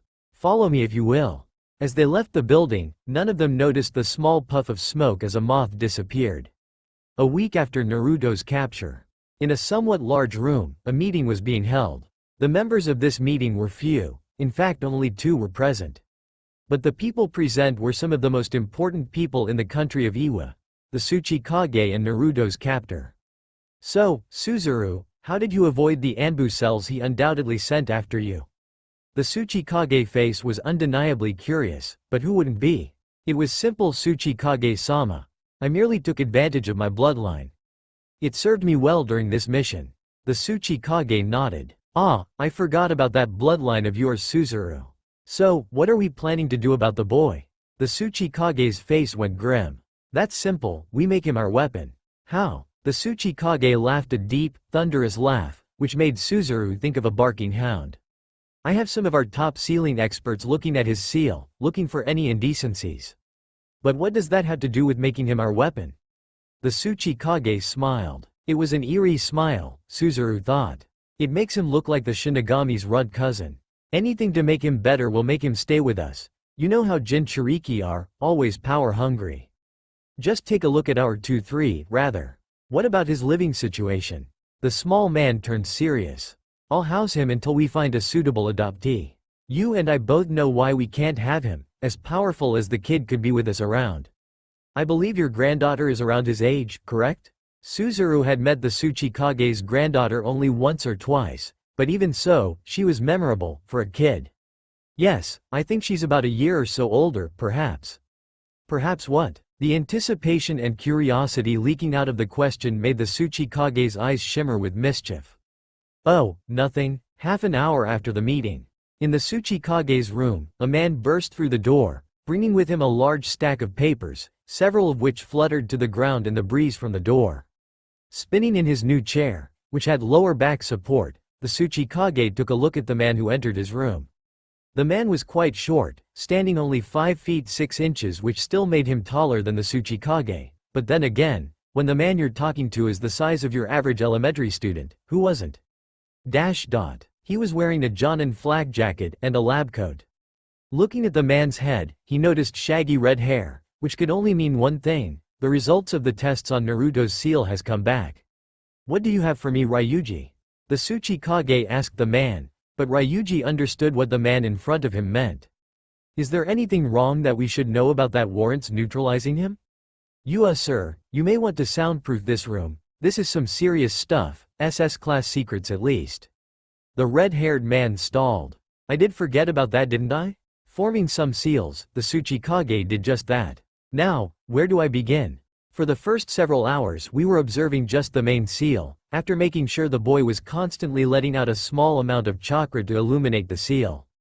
It wasn't until the rookie noticed a smudge on the futon corner of the 5-element seal and sent some chakra into it did we notice that not only did he have a severely underdeveloped filter seal for his demon, but that he has a memory removal seal, and a seal that has eluded us so far. We decided to try to fix the filter seal, and it turns out the yellow flash wasn't such a master at sealing as was believed. The seal was absolutely atrocious, letting almost 95% of the Kyuubi's taint in its chakra into his system. After an hour or so, we had gotten the seal to the point where it would filter out about 80% of the Kyuubi's taint from its chakra. The Yondaime's seal also let out much more of the Kyuubi's chakra into the boy's system, meaning that his chakra reserves will be absolutely tremendous, even for a Jinchuriki. We also removed the memory removal seal, but we could do nothing for the other seal we found. Ryuji recited. Ryuji remembered what happened after he removed the memory seal. He wished he never heard or saw another child in a state like that again. It was almost as if the kid was thrashing around for his life or something. We need to put another memory seal on him. Make sure he doesn't remember any of this. Can you do that, Ryuji? The short elder asked, snapping Ryuji out of his tangential thoughts. After seeing Ryuji nod, the Tsuchikage continued. Anything else you need me to know? Ryuji started. Actually, I would like to say something off the cuff, if that's alright with you. After seeing the small man nod, the redhead continued. Even though there was some damage to it, what we managed to glean from the seal is magnificent. It's completely different from any other seals we've ever come across. For all of its faults, it's incredibly stable. If it's possible, I would like to reprint the seal so that we can see what it can actually do. I know it's a little soon, but do you plan on? Yes, Ryuji nodded. I see then. Now I need you to just look at these papers, they're for authenticity and such. The Tsuchikage has to suppress the urge to maim this man in front of him severely. More paperwork? Out. Now. -2 months after Naruto's kidnapping. Naruto was bored. And if you listened to anybody who had met him, a bored Naruto is a scary Naruto. So Naruto started looking for things to do. Taking a look around, he noticed that he had somehow managed to get into the business sector of the city, which was near the Ninja Academy. Seeing a prime opportunity for some mayhem, Naruto walked into the academy grounds. Naruto began sneaking up to a window unnoticed, which was easy since he had to hide from his mom for hours on end just about every day to avoid eating vegetables. Suppressing his need to shudder, Naruto peeked his head out to look through the window, which was slightly opened. Pushing the window slightly, which was also easy considering that there were only academy students in the room, Naruto crawled over the windowsill and crouched in the corner of the room. Naruto was surprised with himself. He had just infiltrated the Ninja Academy at age 5 with nobody noticing him. Now to see how long it takes for people to notice me. Naruto thought. Alright kids, listen up. Everyone in the room jumped at least 3 inches. The instructor walked into the room, but Naruto didn't bother looking. Today we are going to learn about chakra. Before we begin, does anyone in this room know what chakra is? Seeing a raised hand, the instructor nodded to the girl to begin. Chakra is the energy that we use for our jutsus. Chakra is made from mental energy, kai some may call it, and physical energy, which some people call ki.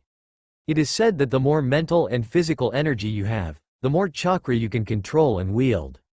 The girl finished. Thank you for that explanation, Fu. She was spot on in her explanation, so that leads us to what today's activity is. Figuring out how much chakra you actually have. Naruto saw a young boy raise his hand before the instructor called on it. As if on cue, 2 other instructors came into the room carrying a large machine, which had a large platform for the students to stand on and a measuring system that looked like a thermometer. Alrighty kids, hear how it works. You just channeled chakra into the platform and it tells you how much chakra you have, and for those of you who forgot, you channeled chakra by concentrating on where you want it to go, and will it to go there. Now, the way this thing works is that it takes your chakra and converts it into electric energy, which powers the meter to the right of the platform. This measurement gives your chakra output in chakra units, or Cu. Anywhere from 500 to about 1250 is where an average academy student would be for chakra, 1251 to about 4000 is a genin. From there on until 11,000 is a chunin, from 11,001 to about 19,000 is a jonin, 19,001 to about 25,000 is anbu, 25,001 to about 35,000 is where the sanin of Konoha would be, and anything above that is a cage. Any questions? One of the students raised their hand, and Naruto could have sworn that he was being stared at. Yes? How do you channel chakra? The temperature in the room dropped several degrees. This is one of those civilian kids who just joined our class. I wonder why he was bumped ahead.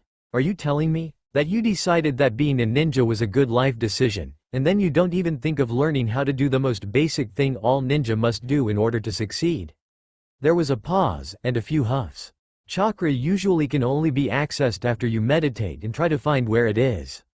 Why don't we all take a few minutes to try and find our chakra? It's a simple exercise. Naruto smiled. I've always liked accessing my chakra. It feels like I'm swimming in pudding. It was around this time when the instructors were having a discussion. The ones who carried the platform came over to the class instructor.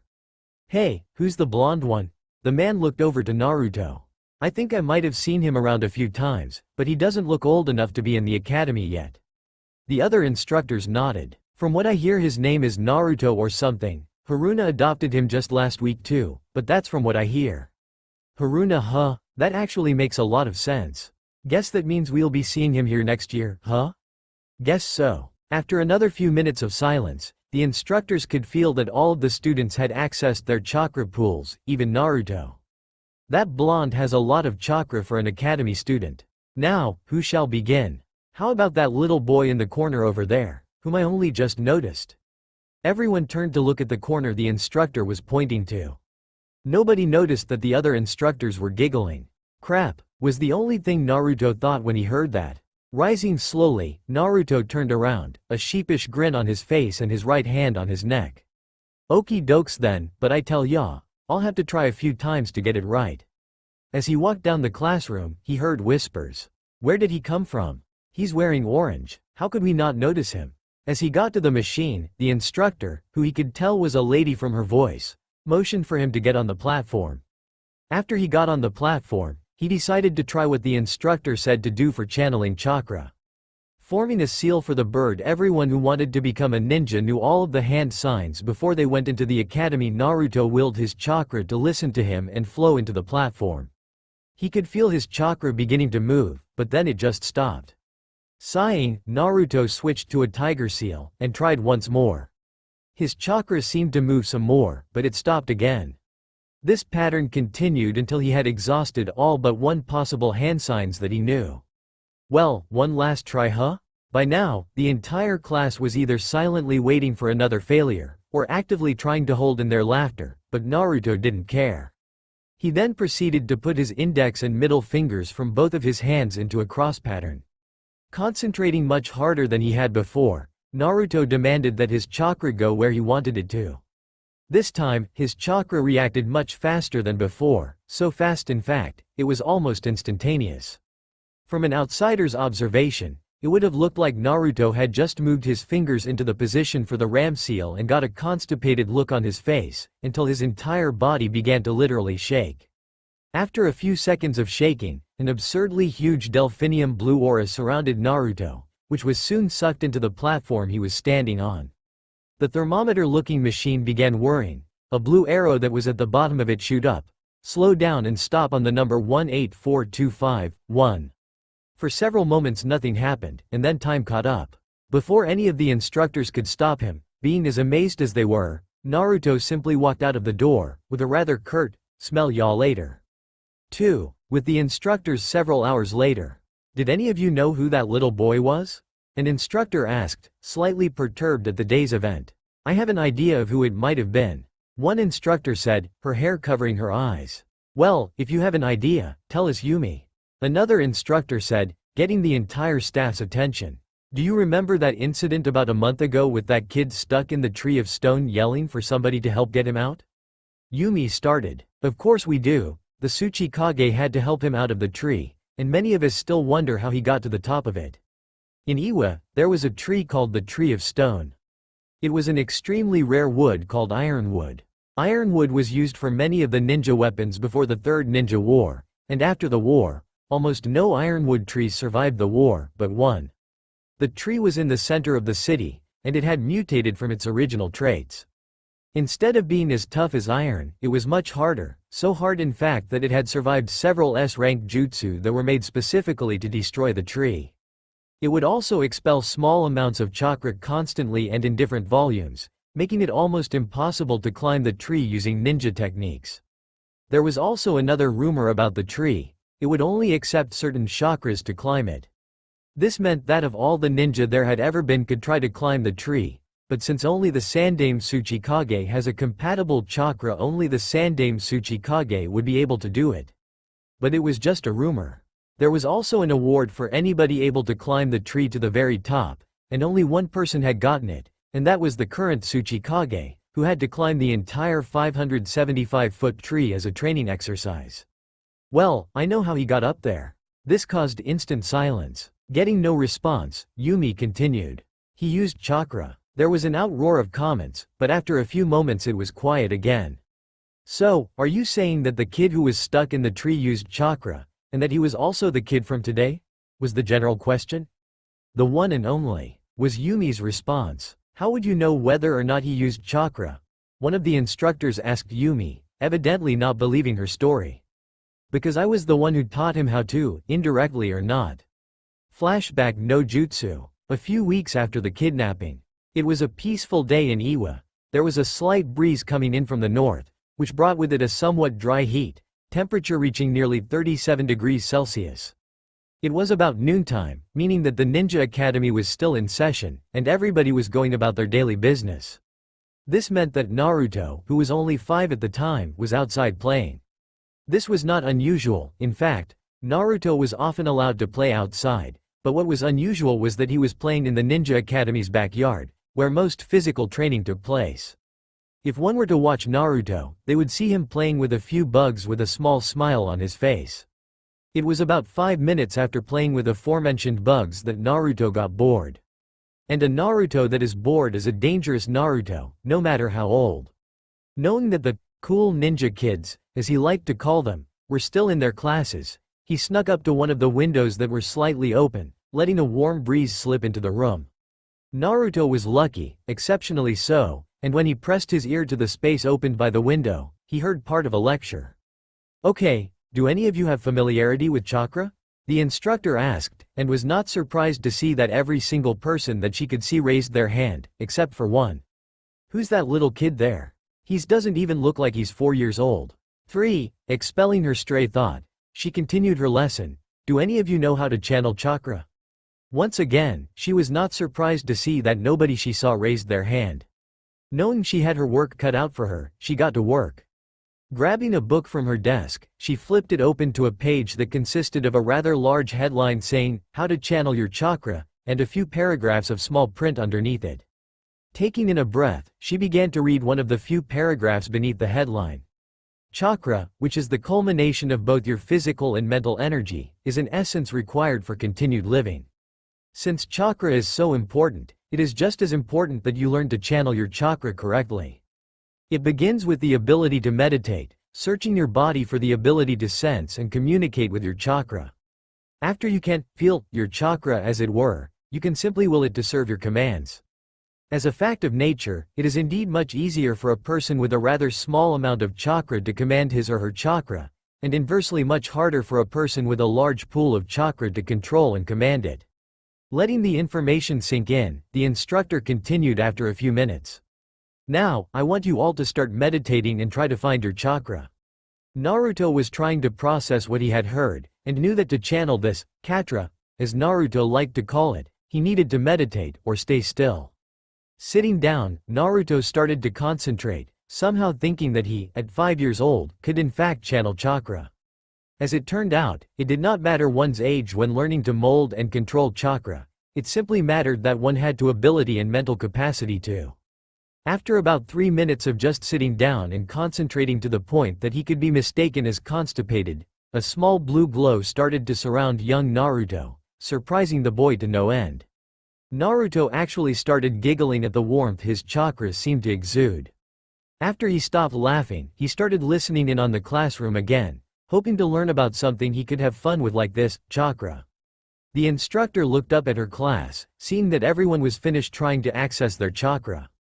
Nodding to herself, the instructor started talking to her class. Okay everyone. Now that you know how to access your chakra, it's time for you to learn how to use it. If you'll all follow me outside, I'll show you something that will help you with your chakra control. Opening the classroom door, Yumi motioned for the children to meet her out in the field. After the last of the children left the room, Yumi walked over to the window that Naruto happened to be sitting under. Poking her head out of the window, Yumi looked down at Naruto with a rather strange look. Hey kid, why are you here? Looking up, Naruto noticed that the lady above him was waiting for him to answer, so Naruto did exactly that. I'm here because I can be? Naruto replied, a sheepish look on his face. After hearing his response, Yumi was curious. Aren't you supposed to be at home or at daycare or something? After she said this, she regretted it. Naruto's eyes gained a mischievous glow about them, and the smile that adorned his face stretched from ear to ear. With excessive enthusiasm, the blonde replied with, well, at my daycare, they let us play outside, and there's a patch on this fence that is covered over with a painted tarp, and if you take that away, there's a patch of brambles. It was just a way of getting through the brambles and I was scot-free. Surprised by the explanation that the small child gave her, Yumi became interested in the child sitting underneath her. Hey kid, wanna come see something cool? I may even teach you how to do it, seeing as how you somehow accessed your chakra, as though she flipped on a switch. Naruto was already inside the classroom waiting for Yumi to walk him over to the field. Such a strange kid. After reaching the field, Yumi walked out in front of her class, garnering their attention. Alright kids, I said I would show you something you could do to increase your chakra control, so watch closely. Walking up to a somewhat large tree, Yumi spent a moment to concentrate, sending her chakra to her feet, creating a blue pad that surrounded them. After doing this, she proceeded to walk up the tree, until she reached a branch that was large enough to support her weight, where she then stepped on the branch, and then swung downwards until she was perpendicular with the ground below. All the while, Yumi's students were completely flabbergasted. How can she do that? I want to learn how to do that, was on most of the students' minds. When Yumi started walking back down the tree, she was greeted with applause from her students and Naruto, whom was listening to Yumi intently. When Yumi touched solid ground again, she looked at her class and answered the unasked question. All you need to do to learn how to do this is to generate chakra, mold it around your feet and try to move up the tree. I suggest getting a running start until you can do it well. Also, if you use too much chakra, you'll be blasted off the tree, too little and you'll slip. Stepping around to the back of the field, Yumi watched as her students tried to get up the tree like she had. Yumi was surprised to see that some of her female students were able to reach some of the low-lying branches, which were about 10 feet up the tree. Girls usually have better chakra control, so it's no big surprise there, Yumi mused. She glanced around the field and happened upon Naruto, who was running at the tree, a deep blue aura of chakra surrounding his feet. As soon as he jumped onto the tree, he only jumped a few inches higher than the roots. The bark on the tree started to splinter, until it literally exploded when Naruto took a step, sending him flying backwards a few feet until he slid across the ground, where he ended looking up at the figure of Yumi. Greeting her with a smile, he got back up with a groan. Well, that was fun, but now my clothes are dirty. Yumi was stunned at how this little child who looked only to be 4 years old, had literally blown up part of a tree, flew back, slid a good 5 feet, and still got up without even hinting at any injury. When all the kids were about to drop from exhaustion due to their activities, a loud ringing noise came from the school, which signaled that school was over for the day. With many exasperated sighs of relief, the students went out into the front field to greet their parents and go home. It wasn't until the last of her students left the field that Yumi heard another explosion coming from behind her. Turning around, she saw Naruto still trying to get up the same tree as before, only this time he had been able to make it about 10 feet before he was blasted back again. Walking up to the child, she put her hand on his shoulder. After she got Naruto's attention, she continued, "Kid, you need to head home, your mother is probably worried sick about you. You're doing great, by the time you enter the academy you should be able to do this, and that's something to be proud of. If I run into Haruna, I can get her to give him a little push." Naruto looked at the instructor, a strange look flashing across his face. As if convincing himself of something, he blurted out, "Well, my mom doesn't come home until after it's dark, but I'll go home if you want." Yumi, feeling slightly guilty at the young boy's tone, grabbed his hand and led him to the front field of the academy. After they had left the academy grounds, Yumi looked down at the child she was leading. "Kid, where do you live?" Naruto smiled, and started to run off in a seemingly random direction. Little did Yumi know that he was leading her to the Tsuchikage's personal estate. A few months later, it was a bright sunny day in Iwa. The birds were chirping, their quaint songs reaching across the rocky village. Kids were playing in the parks and playground, happy to be able to have fun with the others. Among these sights, Naruto was walking down the street. Making sure not to look around, Naruto kept walking until he reached his destination, the market. When he got to the shop he was looking for, he separated two of the several flaps that shielded the shop from the harsh sunlight that often accompanied the spring and summer in Iwa. Walking up to the bar of the shop, he yelled out to the cook, "Ohio Morimoto Gigi, could you get me a plate of beef barbecue?" At the mention of his name, the cook of the shop smiled generously at the boy before him. "Sure thing Naruto, but it's gonna be a small. We had an Akamichi come in from the Konoha embassy, we are nearly out of beef." At the cook's response, Naruto looked slightly downtrodden. "As long as it's not just the vegetables, I'll be okay. I'm pretty tired. I just finished mastering how to climb trees with my chakra. I can't wait until I can tell my mom." Hearing this, the cook gave Naruto a small smile, giving him a small plate of barbecue beef with some local vegetables. After Naruto had finished the meal, he began to pay the cook the correct amount of currency that his dish had cost. Morimoto never did understand how the small kid always had money to pay for his meals, especially when his meals could reach into the dozens of plates. After saying goodbye to the cook, who happened to be like a father figure to the small child, Naruto made his way back to his house. Naruto, in the last few months, had figured out a way to travel the streets in Iwa without being asked if he was lost or accosted in any way. What Naruto would do is to find the nearest woman to him and follow that woman until either he was at his destination or he had to go a different way than the woman he was following, which at that point he would try to find another woman who happened to be going the way he was. Such was the case as Naruto was following a quite plump woman who was going into the main square of town, which happened to be on the way to Naruto's house. When they arrived at the square, the first thing Naruto saw was the gargantuan tree looming over the heads of citizens and ninja alike. This tree was the last ironwood tree known to exist, but Naruto was oblivious to this fact. When he looked up at the tree, he remembered his visit to the academy those months ago and how he had finally mastered the tree walking technique just earlier this day. When he remembered this, he decided then and there that he was going to climb this tree. Gathering the necessary chakra to the soles of his feet, Naruto made a run for the tree. As soon as he reached the bark of the tree he was thrown back, landing on his back end. He tried again and again and again, just trying to latch onto the tree so that he could walk up it. He had been doing this for not even 5 minutes before a crowd gathered around him, wondering why this small kid was trying to climb the ironwood tree. After several more minutes of trying to latch onto the tree with little success, Naruto began to get annoyed. He took a moment to concentrate his chakra, forcing it down to his feet, pushing it until it became as thin and as powerful as it could be. When he thought that he had enough chakra on his feet, he started a bull rush at the tree, crying out "I will never be defeated." When his foot touched the tree, instead of the force pushing him back like he was expecting to fight against, the tree seemed to absorb the chakra on his feet until there was just enough to climb it. Naruto took a second to bathe in his success before walking up to the tallest branch he could and sat on it. It was at this point that Naruto noticed something strange going on around him. The branches were moving around. Naruto put his index finger into his mouth and felt for any air currents like he had seen his mom do many times, but he felt none. Then he heard it. Do not be afraid, young one. I am going to give you a gift that you will find very useful when you become a ninja. Who is that? Naruto asked to the air around him, expecting a ninja to pop up and tell them that it was they who said that. But he was not prepared for the response he got.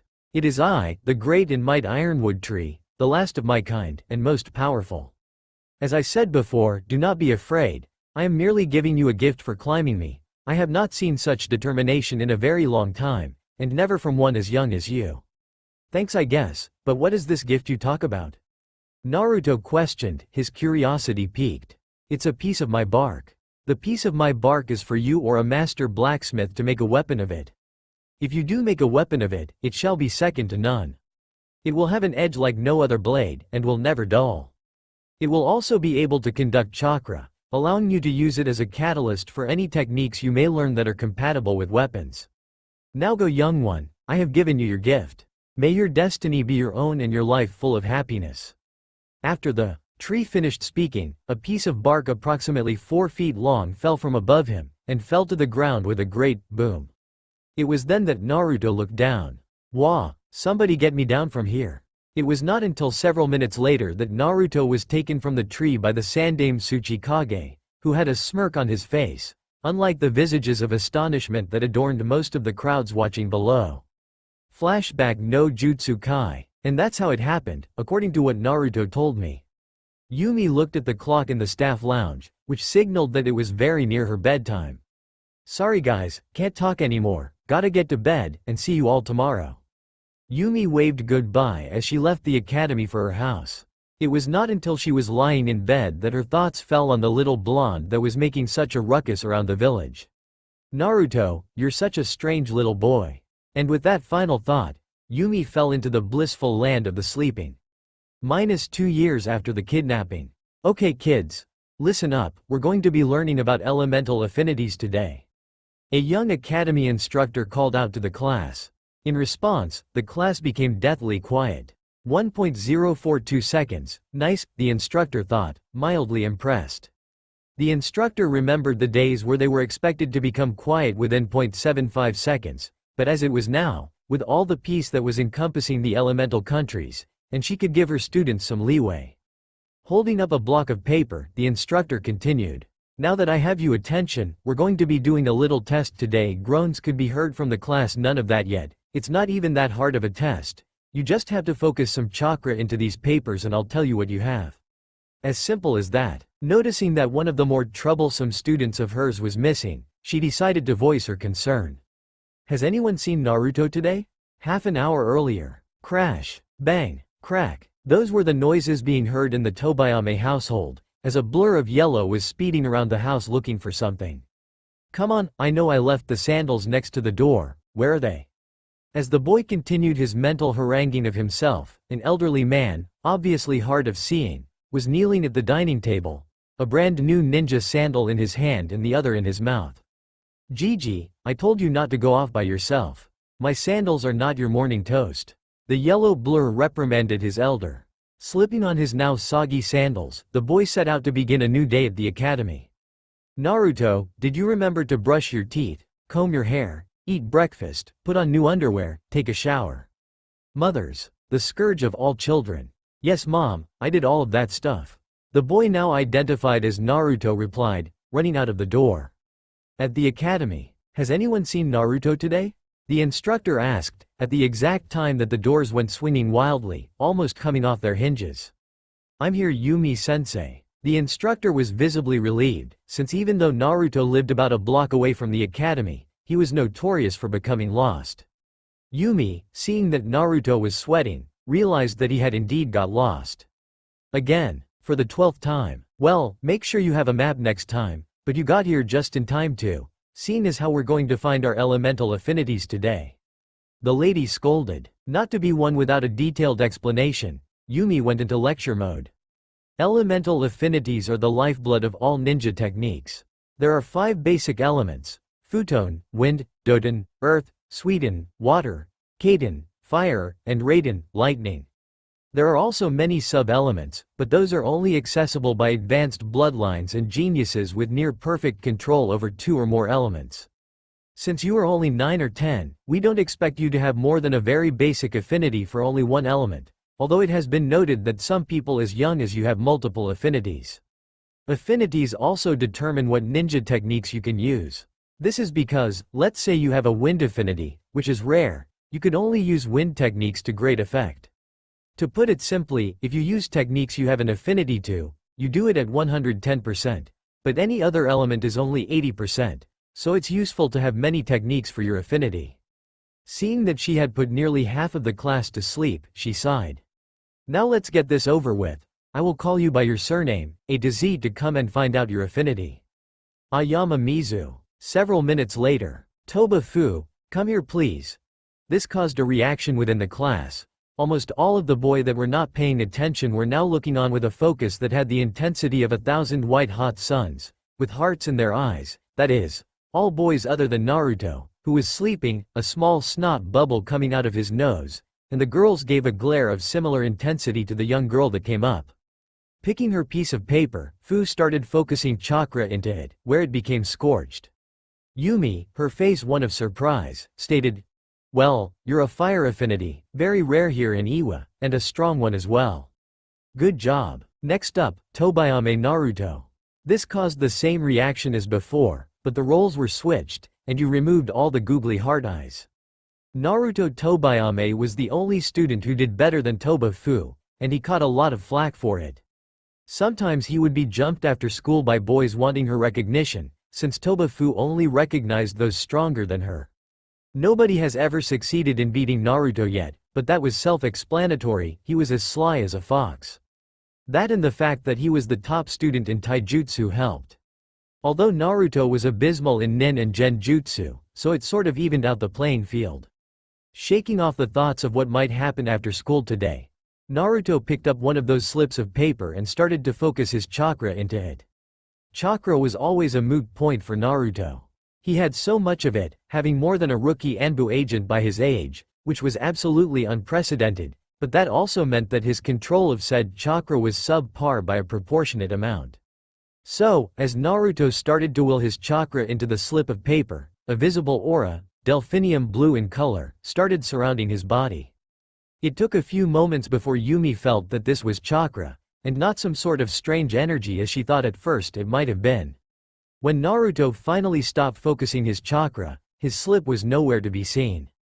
"Hey Naruto, try it one more time, and don't let so much chakra out this time, okay?" Yumi cautioned, severely perplexed on what had just happened. "I knew he had a lot of chakra, but he doesn't give off the signs that people with that much chakra do. Is he subconsciously dampening his chakra? Okie doke sensei," was the boy's oh-so intellectual response, who then tried to focus less chakra into the new slip of paper into his hands, and what happened was surprising to say the least. His slip of paper was sliced into numerous small pieces, and those pieces became singed. Stunned by this turn of events, Yumi could only react robotically. Patting Naruto on the head and pushing him towards his seat, the rest of the class continued in a daze until the bell rang. "Well, unless there are any questions, I think we should start our taijutsu ne?"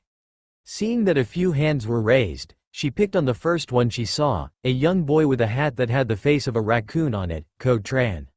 Seeing that she was looking at him, the young boy asked in a small whisper, "Sensei, what happened to Naruto's paper? We all saw it get cut up and then get burnt, what does that mean, sensei?" Seeing that Yumi was having a hard time thinking of an answer, the young boy started to withdraw his question when Naruto yelled, "Yeah. What does it mean? I want to know what my affinity is." As if reacting to that statement, a small piece of chalk flew through the air and bonked Naruto in the forehead, making him fall from his desk, where he had stood to yell out. Starting off shakily, Yumi responded in the only way she knew how. With lecture mode. "Well, Naruto, what happened with your slip of paper has only happened once before. It seems that you have two affinities, somewhat strong ones at that, and they are both the rarest kinds to come from Iwa, wind and fire. This means that you'll have an easier time casting Futon and Kaden jutsus, and you have the unique possibility of being able to cast combination jutsus, since Futon and Kaden work so well together. But what surprises me is the fact that your wind affinity was the strongest I've seen in years, at least for an academy student." Yumi continued, In fact, your fire affinity was somewhat strong as well, about as strong as a rookie genin fresh from the academy, while your wind affinity is almost as strong as an elite chunin's. If I remember right, the only other people in this village that aren't missing Enin that has a wind affinity is the Tsuchikage, but I doubt he'll actually teach you anything. Right now you want to focus on your fire affinity, and I can help you with that. The lady said, thought as she focused chakra to her palm and a small ball of yellow flame sprang into being. A small uproar of oohs and ahs rewarded Yumi for her show of skill. The reason that Yumi was trying to help Naruto was because he is the dead last of her class. While this may not have been any cause for concern if he was just a lazy bastard, like that one student Go Shoji. Whoever names their kid that is a sadistic bastard. But Naruto put his everything into all that he did, and that only barely got him to be passing. It wasn't for a lack of knowledge, it was just that his practical scores for genjutsu, ninjutsu and chakra control were horrible, while his test-taking skills were subpar. His only saving grace was that his taijutsu scores were top of the class. Seeing that there were no more questions, as her audience was sufficiently subdued, she chose to continue the lesson. Okay everyone, time for taijutsu practice. And after that we're introducing throwing skills into our practice time, so I need to see where your skills are at as you begin. Said taijutsu practice was actually just a random instructor showing the students a few katas from the academy taijutsu style, so it passed in relative silence. The real show today was the throwing practice. Seeing as this was the first time that many of the students had ever held, let alone seen a shuriken, Yumi was not expecting any scores over 80%. A wise man once said to expect the unexpected. Sadly, Yumi never heard of said proverb, so she was happily surprised when not only Fu scored 85%, but Naruto scored 80%, and a quiet boy that went by the name of Yamato Suzuki scored an overall 100% with both kunai and shuriken. Hearing another bell ring, Yumi yelled out, "Okay everyone, school's over, go home. Take a scroll of chakra control exercises with the name of your elemental affinity and remember to take a shower." Hearing several groans and giggles, Yumi waited until she saw Naruto and stepped in front of him. "Naruto, do you remember when I said that I was going to help you with your fire affinity?" Seeing the boy nod, she continued. "Well, let's get you started on that, nay?" Yumi was unaware of the ground being that close to her face before she remembered that Naruto, the second he heard what she was saying, glomped his sensei yelling, "I'm not worthy. I'm not worthy." 30 minutes later, after a meal of ramen, and the emptying of a wallet. "Naruto, when I offered to take you out for dinner, say no okay? I don't think my wallet can take those hits." The now severely poorer lady begged. "It's not my fault you didn't know of my obsession with ramen sensei." The young boy responded. Naruto could still remember the first day he had tried the kami-sent food called ramen. Flashback no jutsu. Several months earlier, Naruto was happy. He had just started to walk on different surfaces with his chakra, such as the side of building, street lamps, and even the side of a mountain. Naruto thought it was strange that different surfaces required different amounts of chakra to climb. He only figured this out when he just slipped off the side of a building. He had used a normal amount of chakra that he would climb trees with, so why couldn't he walk up this building? Getting an idea, Naruto started focusing more chakra to his feet, and when he thought that he had gathered enough to his feet, Naruto dashed off to the building, only to slip off again. Naruto started to focus even more chakra to his feet and repeated the process until he felt that he had gathered enough chakra in his feet. He made another charge at the building, but this time he didn't slip off. Memorizing the amount of chakra he needed to stick to the building, he jumped off, doing acrobatic stunts in the air. Noticing that the sun was high in the sky, which indicated that it was around noon, Naruto's intestines erupted into a horrible growl. Naruto, not knowing that it was not his stomach that made those noises, looked around for any places where he could eat. Finding none, Naruto went to the one place that he knew for sure served excellent food, Morimoto's. Heading in the restaurant's general direction, Naruto was thinking about what he was going to have for lunch today. Will I have the beef barbecue? Or the shrimp tempura? Or maybe even the sushi special? As Naruto finished mulling over the choices that his favorite restaurant could serve him, he finally noticed that he was standing in front of the flaps that marked the entrance into said establishment. Folding over two of the flaps so that he could walk in, Naruto sat on one of the bar stools and yelled out to the back, "Hey Morigigi, Can I get some sushi? When the cook responded, it was something Naruto was not expecting to hear. No, you cannot, Naruto. I have something special I want you to try. Really, Gigi? Bring it on then, Naruto challenged, eager to see what his favorite cook had created. Within a few moments, the cook had placed a small bowl of noodles in front of Naruto. Grabbing hold of his chopsticks, Naruto began stringing the noodles around them. After gathering enough noodles to make a small ball encompassing the end of his chopsticks, Naruto took a tentative bite. Then another, and another, until before he knew it the entire bowl was empty of the tendrils of deliciousness. Looking at the still steaming broth, Naruto pulled the bowl to his face, and slurped up some of the liquid. He couldn't believe it. The broth was even better than the noodles. Gigi, what is this stuff? Naruto asked, completely stunned at the sheer amount of tastiness he had just ingested. Naruto, the old man replied, this is called ramen. I happened to pick the recipe up from a traveling cook and his daughter. He and I shared a lot of similarities, so we decided to share our recipes. What do you think, Naruto? Is it any good? Morimoto was sure that he had made it wrong. He had to substitute some spices that couldn't be found anywhere other than Konoha, so he thought it wouldn't be as good as the traveling cook made it. Gigi, this is. Morimoto waited for the guillotine that would behead his dreams of expanding his business past the traditional meals he served. It seemed silly, making such a huge decision based on the opinion of a little kid, but Morimoto had done this before.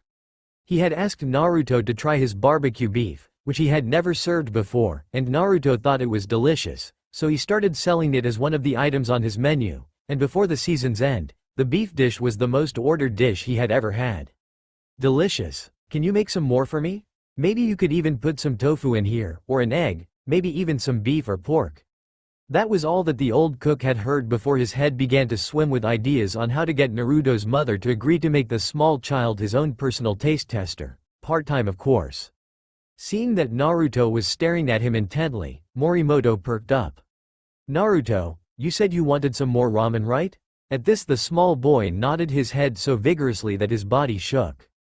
Well, let me get some different ingredients then. I want you to tell me what you think of them, and be truthful, nobody likes liars. Naruto, looking up at the man, asked in a curious tone. Gigi, will I have to pay for all the ramen? Morimoto smiled, grabbing the blonde-haired boy by the shoulders. The cook led him to the back room. Naruto, this is all on the house, but just this once, okay? I have a business to run, remember? And with that, Morimoto closed his store and had Naruto taste test his ramen recipes until dinner came and the small boy had to leave for home. Flashback no Jutsu Kai. Sitting down, Yumi sighed. She had gone home to get her scroll on chakra control using specific elements to increase both chakra control and elemental affinity at the same time. But Naruto had pretty much dragged her to his favorite ramen stand, Morimoto's. So they had wasted about half an hour on food, and now Yumi was grumpy and poor, but she was dead set on teaching that blonde with the stomach akin to a black hole. Going up to the tree that had the sign, training area 38 feet, she bonked a sleeping Naruto, complete with a snot bubble coming from his nose, on the head. Wake up, Blondie, I'm here to teach you, not let you sleep around. Sitting up in a daze, the whiskered boy looked around with a disgruntled look marring his face. I know for a fact that this is not my house and that you are not my mom, so what am I doing here? Seeing the confused face of his teacher, he paused. Just kidding. So, what are we going to learn today? Is it a super awesome jutsu that will kick Fu's butt? Or maybe something that will go blish kaboom? All the while Naruto was gesturing with his hands, making what he was saying very amusing. Sensing that his sensei was holding back a few giggles, he shouted, "Hey! What's so funny?" In response, Yumi just pointed at him and started rolling on the ground, giggling like a mad woman. Calming herself, Yumi brought a scroll that he had kept in her pocket. We're going to be learning some chakra control exercises today, and don't groan like that. These are especially suited for people with large chakra capacities, so you'll learn them easily. Now, the first thing we need to do is to get a fire going. After we do that, I'll tell you what you'll be doing. Sending him off to go collect firewood, Yumi contemplated what she was actually teaching the boy. Usually these exercises are reserved for ninja of Chunin rank or more. Yumi had only grabbed those control exercises because she had a feeling that no matter what level of impossibility it was for a genin to learn them, she had a feeling Naruto could. I just hope he doesn't hurt himself, she whispered. Unfortunately, Naruto was standing right behind her with a large load of firewood, exemplifying his skill in stealth. Naruto was graced with a choice opportunity to scare his teacher, and that almost never happened, so being the prankster that he is, Naruto fervently took the opportunity. Who do you hope doesn't hurt themselves, sensei? Naruto asked, tilting his head in feigned innocence. Jumping a good 3 inches into the air from a sitting position, Yumi whipped her head around and almost broke Naruto's eardrums with a, "Where did you come from? You scared the shit out of me." After she had said that, she covered her mouth in shock and embarrassment when Naruto yelled back, "Ha ha, you said shit. Sensei, you have a potty mouth." Not noting that he had also said shit, Yumi told him so, and Naruto took on a sheepish look to his face. Becoming serious, Yumi started making the fire needed for the exercise. "Okay, since we have the fire for our exercise, I want you to stick your hand in the fire." Seeing Naruto's horrified look, she continued, "Don't worry, I'll be doing it with you. In fact, let me show you a demonstration." Sticking her hand in said flame, Naruto was about to yell about how she was going to hurt herself. Naruto's thoughts on this were, quote, "Hurt equals bad. Fire equals hurt. Fire equals bad," when the flame began to increase in size and intensity. After a few seconds, Yumi cupped her hand and pulled out a large glob of orange fire. "Now this is an advanced control exercise, but if you do as well as I think you might, you can get this down by the time you finish the academy." Seeing that she had the whiskered boy's attention, she began showing him the beginner's exercises. Later that night, in a small 2-bedroom apartment, Naruto was sitting on his bed.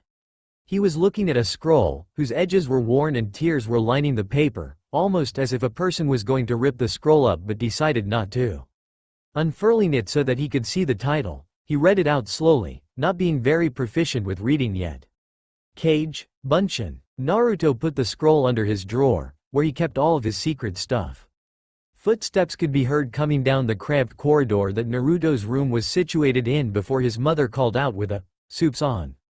As though in response, Naruto's stomach began churning, letting a great gurgle escape. Coming out of his room with a large blush painted on his face, Naruto hurried towards the dining room, where delightful smells were wafting in the air. Sitting himself down, Naruto took a moment to observe the meal before him, which consisted of baked cod garnished with basil, cilantro, and lemon, brown rice, and sushi. Naruto then started to inhale his food. While this was nothing like when his mom made ramen, her cooking was second to none. After finishing his dinner and excusing himself from the table, the whiskered blonde gathered some clean clothes to take a shower. After taking his shower, Naruto fished around his room for his pair of slippers, which were shaped like a fox. His mom had bought them for him when he expressed an intense interest in them. All the begging didn't persuade her anyway, it was all from the goodness of her heart. Flopping onto his bead, the 7-year-old reached to his nightstand, grabbed an eye cover with the shape of a panda on it, and pulled it over his head. He was asleep before his head hit the pillow. Meanwhile, "I wonder where he gets all of his energy. Kami knows it's not natural," a middle-aged woman said, her tone slightly worried in nature. "Don't worry, Sumi-chan, it's all fine and well. His energy is what makes him so fun, it's as if he has an endless supply of it." A male voice intoned, light and aloof. "But I just want to make sure that he knows when it's appropriate to be so bubbly, and when he needs to be serious." Sumi rebutted, "Well, who better to teach him some manners than your mother? I bet Setsuna will be delighted to come see how Naruto has been." The elderly man offered with a gleam in his eyes. "Are you sure? Ka-san can be quite pushy, and you know Naruto." The sentence was left hanging. Who better to teach him how to behave, than the only person who can stand him for hours on end? The old man replied. Contrary to popular belief, Iwa did actually experience seasons, but they were usually mild and never differed by more than a few degrees. What Iwa was experiencing now was anything but usual. It had started out with a slight gust of wind, signifying the beginning of autumn, but had escalated to a torrential downpour with gusts of wind that bent the trees and caused general mass havoc. Taking a look out of the paneled window, Naruto sighed. It was his birthday today, October 10th, and he was stuck inside the house. If only the weather hadn't been so bad, the blonde ball of energy would have rushed to his favorite ramen stand, Morimoto's, and had a feast of ramen, the god of noodle dishes. As though the gods had taken pity on him, he smelled the wonderful smell of seasoned broth wafting through the house. Rushing to the kitchen in a yellow blur, Naruto saw the waitress from his favorite ramen stand with a large box in her grasp. It took several seconds for both the waitress and Naruto to realize that he had latched onto her and was wailing out, "Thank you," every few seconds. Sumi, who was witness to what had just transpired, covered her mouth with her hand, trying to suppress the giggles that were escaping her mouth. After prying Naruto off the young girl's leg, Sumi took a few seconds to look the waitress over. The young girl looked to be about 10 years old, her soft brown eyes showing nothing other than innocence and ignorance of the world around her. Her chestnut hair swayed softly in the breeze from the open window, casting shadows over her face that had an ethereal glow of youth about it. She still had the faint blush from when Naruto had latched onto her, and it didn't appear to be going anywhere. Looking downwards, she saw the waitress wearing a button-up shirt, obviously one meant for comfort and freedom of movement. Over the shirt, the young girl wore an apron that had multiple splotches from where she had messed up in her cooking or had spilled something. Taking a look at her hands, Sumi was surprised to see a dearth of any calluses or any blemish at all. Finally, Sumi noticed the pants the young girl was wearing, which was a pair of sweatpants, also meant for comfort and freedom of movement. If Sumi didn't know any better, she would have thought that the young girl wasn't expecting any business today. "Sorry about that, miss." Sumi fished for a name. "Naomi," was the answer, surprisingly or not, from Naruto. In confirmation, the young girl merely nodded. "Oh well, Miss Naomi, I'm sorry about earlier. I should have told you Naruto becomes different around ramen, but I guess you already know that, nay?" Sumi tried to apologize, but Naomi wouldn't hear any of it. "Well, Miss Sumi, I don't mind, but Naruto-san isn't so thankful when he's at our store, so it's kind of a shock." The young girl tried to reason. "But it is his birthday, and we did deliver his favorite ramen." "Thank you, Naomi-chan. You're welcome, Naruto-kun. Now I got to get along now, father is waiting for me." Bending down so that she was eye level with the boy, she leaned forward and gave Naruto a peck on the cheek. Blushing a deep shade of pink, she hurried out the door with a "Happy birthday, Naruto-kun," leaving a very flustered Naruto dealing with a deep red blush. After letting Naruto eat the ramen that was delivered, she had made her own dinner. Sumi decided it was time for her son to open his birthday presents. Grasping a small box, she handed it to the young 8-year-old. After ripping the blue and yellow plaid wrapping to shreds, Naruto grabbed the top of the box and pulled upward, loosening the lid's grip on its contents. Out of the box spilled multiple objects.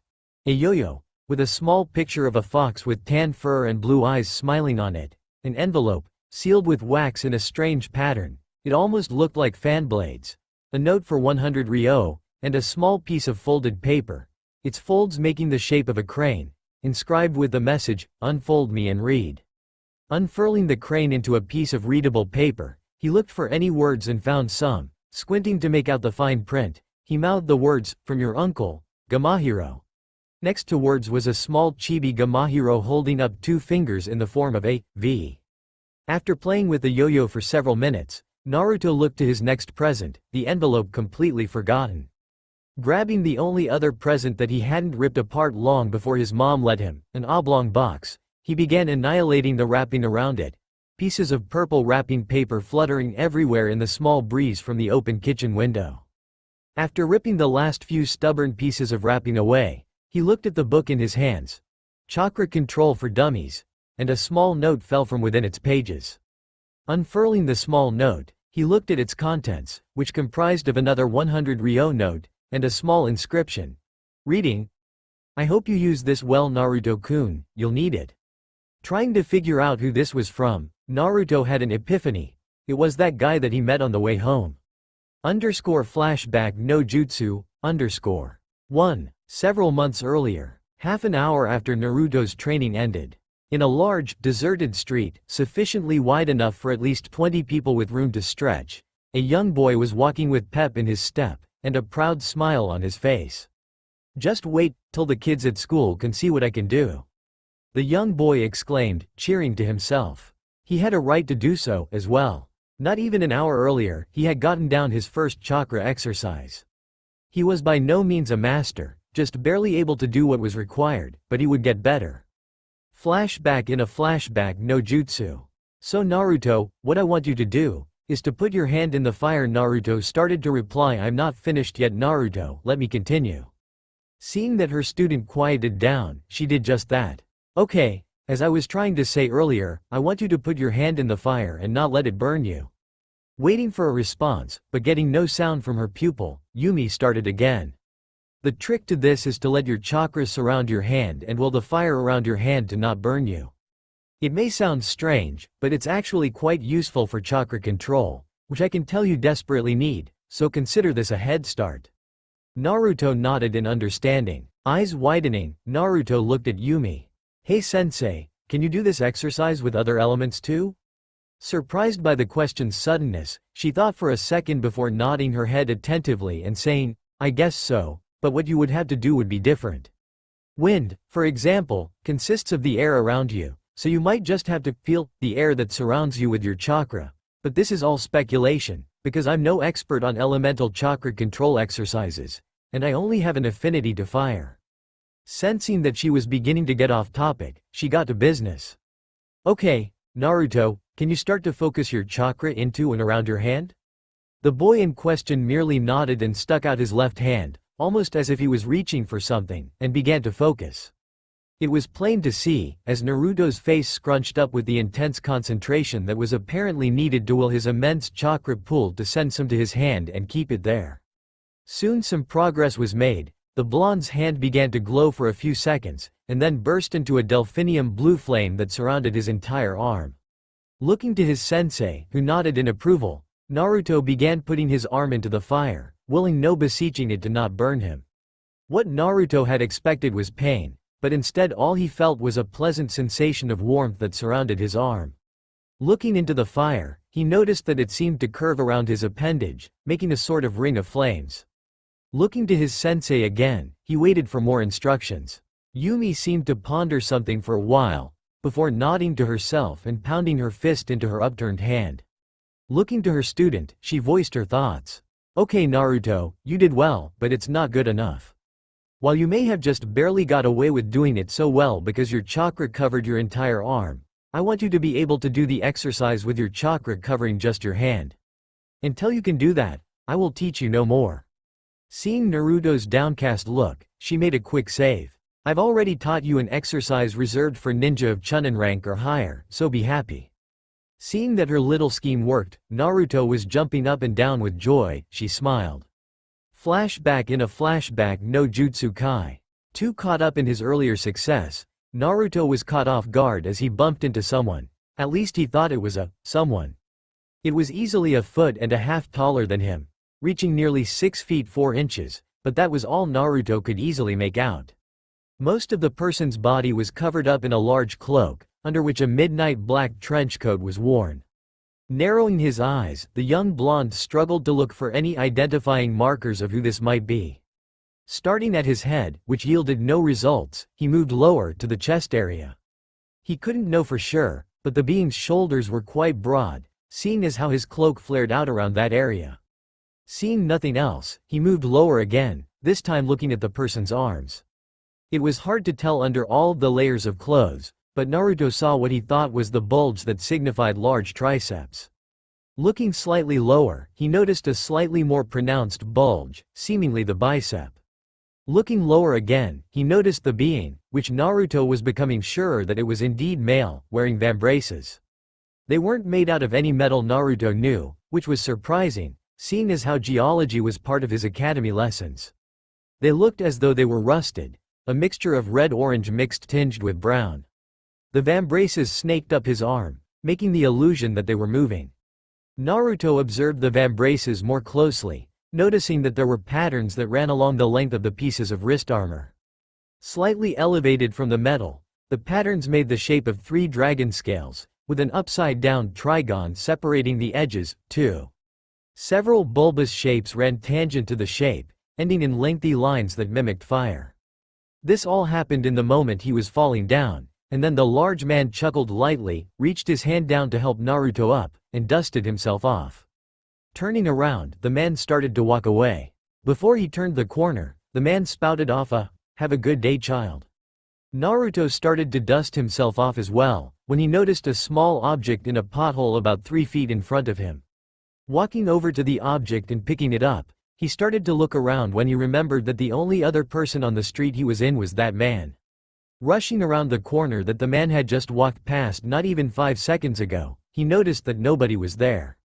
Turning around, he pocketed the scroll and continued home, but not before he muttered a confused, "Strange men and their weird habits. Flashback no Jutsu Kai, Thank you." Naruto muttered to himself, blissfully unaware that his mother was right behind him. "Why, you're welcome, sweetie," was Sumi's happy reply. "Gah, don't scare me like that, Mom." Naruto grabbed his heart in mock agony. "Mom, I'm heading to my room, gonna play with my gifts there." Naruto blurted out, already halfway up the steps to his room. "Okay, sweetie, just don't break anything, okay?" Sumi replied, knowing that Naruto didn't hear a single word of it. Sumi started to clean up when she noticed that Naruto had forgotten a gift. Picking the envelope up, she went into the kitchen to grab the letter opener. After opening the envelope, she set the contents on the kitchen table: a 50 ryo note, a scroll, and a letter that was addressed to her. Picking the letter up, she noticed that the handwriting was that of her mother's. "Dear Sumi, I'm quite astonished about why you would ask something such as this from me. I would happily do it for you, if not for the lucky lady Naruto will meet later on in his life. Only Kami knows how someone could handle him for years on end. But to answer you, I will, and in fact, I plan on leaving by the 20th of December, which just so happens to be the day winter break starts for my little fish cake. I'll hopefully be in Iwa by the time the 22nd rolls around. After I come over, we need to give our little boy a test. This is all I can write at the moment, seeing as how anything more than this would require 2 stamps. Insert quip about politicians here. Love, Setsuna, 3. Really, Mom? I don't think you know what "astringed" even means. Sumi didn't understand the whole stamp thing anyway. The government in the land of birds that her mother lived in did things very strangely. But if it worked for them, who was she to complain? Sighing quietly, Sumi began picking up the trash that littered her floor. It not until she was nearly finished that she looked at the note that Naruto had gotten. She looked at the note, noticing that the handwriting was slightly familiar. "I know who sent it, but I can't remember his name." Picking up the note, she looked at the reverse side, which held the chibi Gamahiro and his message to her son. Gamahiro, that's his name. I wonder if he's coming over this year. Sumi continued to pick up the trash on the floor as she thought about the company she would be having later on this year. And there's a time skip here. It skips ahead a year. Didn't think it would be nice to spring that on you so suddenly with no warning. Naruto had grown in the year that had passed. His hair had grown slightly, losing its fight with gravity, but keeping its spiky nature so that his bangs now reached his eyes. He couldn't be sure, but a lot of people would give him strange looks on the streets ever since he let his hair grow. He had also grown an inch, now reaching to a height of 4 feet 10. The most different thing about him though was the calm that permeated the air around him wherever he went. He had also taken to training like a madman possessed. He became semi-proficient at the chakra control exercise that Yumi had introduced to him, to the point where he could start to attempt what he had seen Yumi do. This surprised the instructor, who was expecting him to take at least 6 more months before he came to her for supervision. Naruto also learned many other chakra control techniques, which he practiced every day. He had begun the creation of a taijutsu style. Naruto had seen the various styles that are common to Iwa, and in his infinite brilliance decided he would try his hand at making one. To his benefit though, he had the clarity of mind to not make it much more complicated than a base stance and a few katas. Eventually, he had found out that the base stance he had taken for his style was really flexible, allowing for much more movement than the academy's style. That was another problem altogether. He had tried to start working on his own style of taijutsu only to occasionally notice himself slipping out of it and begin making academy moves. It took liberal amounts of shadow clones, but he eventually got to the point where he didn't have to worry about slipping into any other stance. During the first 3 months, Naruto had focused on trying to stick several objects onto his body, which he learned was a basic chakra control exercise in Konoha. While he wished he didn't have to use an enemy's exercise, he couldn't deny that it did its job. After the first 3 months, that exercise had brought his chakra control to the level that an academy student could be proud of. He still had slight trouble producing a bunshin, but he could now make one that didn't look like it would keel over at any moment. After that the dams burst, and Naruto had started learning at a pace that amazed others. Over the course of a week Naruto had gotten the basics of water walking down, and by the end of another week, he could do it as if it was second nature. He had even learnt some basic jutsu, along with the shunshin. For some reason, he had the easiest time learning the shunshin. Whether it was because he was awesome, or if it was just a really easy jutsu most genin never bothered to learn, he didn't know. He had also started on some rudimentary wind chakra manipulation techniques that he had read about in the book he had received for his birthday. It had taken him 4 months to start to cut the leaf, and after that he had cut the leaf entirely in only another month. It was during one of these training exercises that Naruto met the Kyuubi. Flashback no jutsu. Naruto was exhausted. He had been training for how long now? I think it's been about 6 hours now. The child thought as he watched the scene in front of him. In front of the child were 30 other children, each an exact copy of the blonde child who created them. That scroll that man dropped really came in handy, otherwise I don't think I would have gotten this stuff down in even twice as long as it took. After about 5 minutes of watching the cage bunchins cut into their leaves, Naruto got up and dusted himself off. He looked towards his clones. "Alright guys," he barked, "time to dispel." When all of them dispelled at once, it felt like he had run head first into a wall.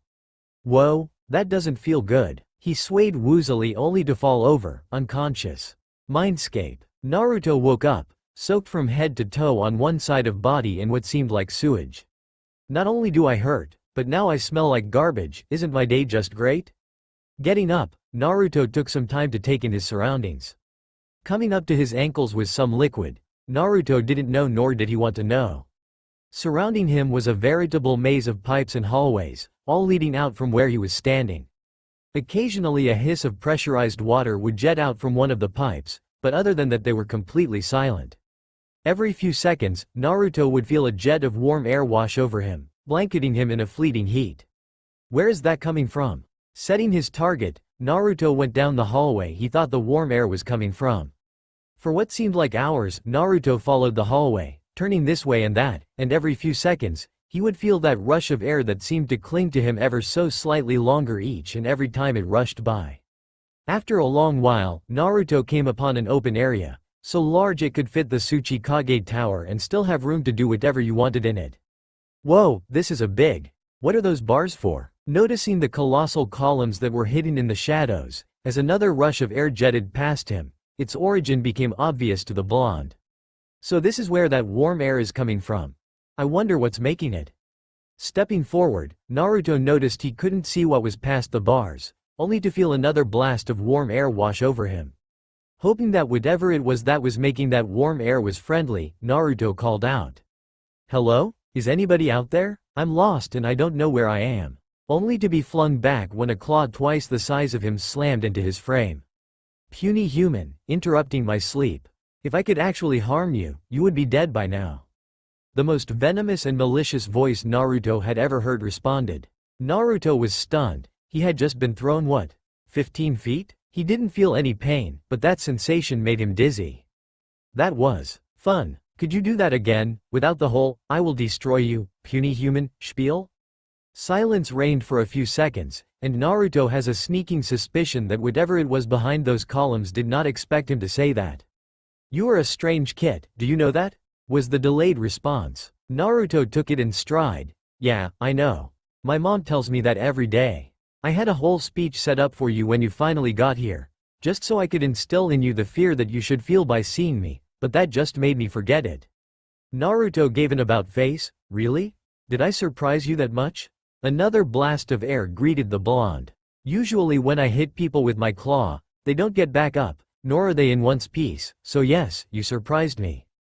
Congratulations, do you want a prize? Just want to know who you are. Kyuubi, but you can call me Kurama. You're funny, I thought you just said you were the Kyuubi." "I am the Kyuubi, but like I said before, you can call me Kurama, be grateful kid.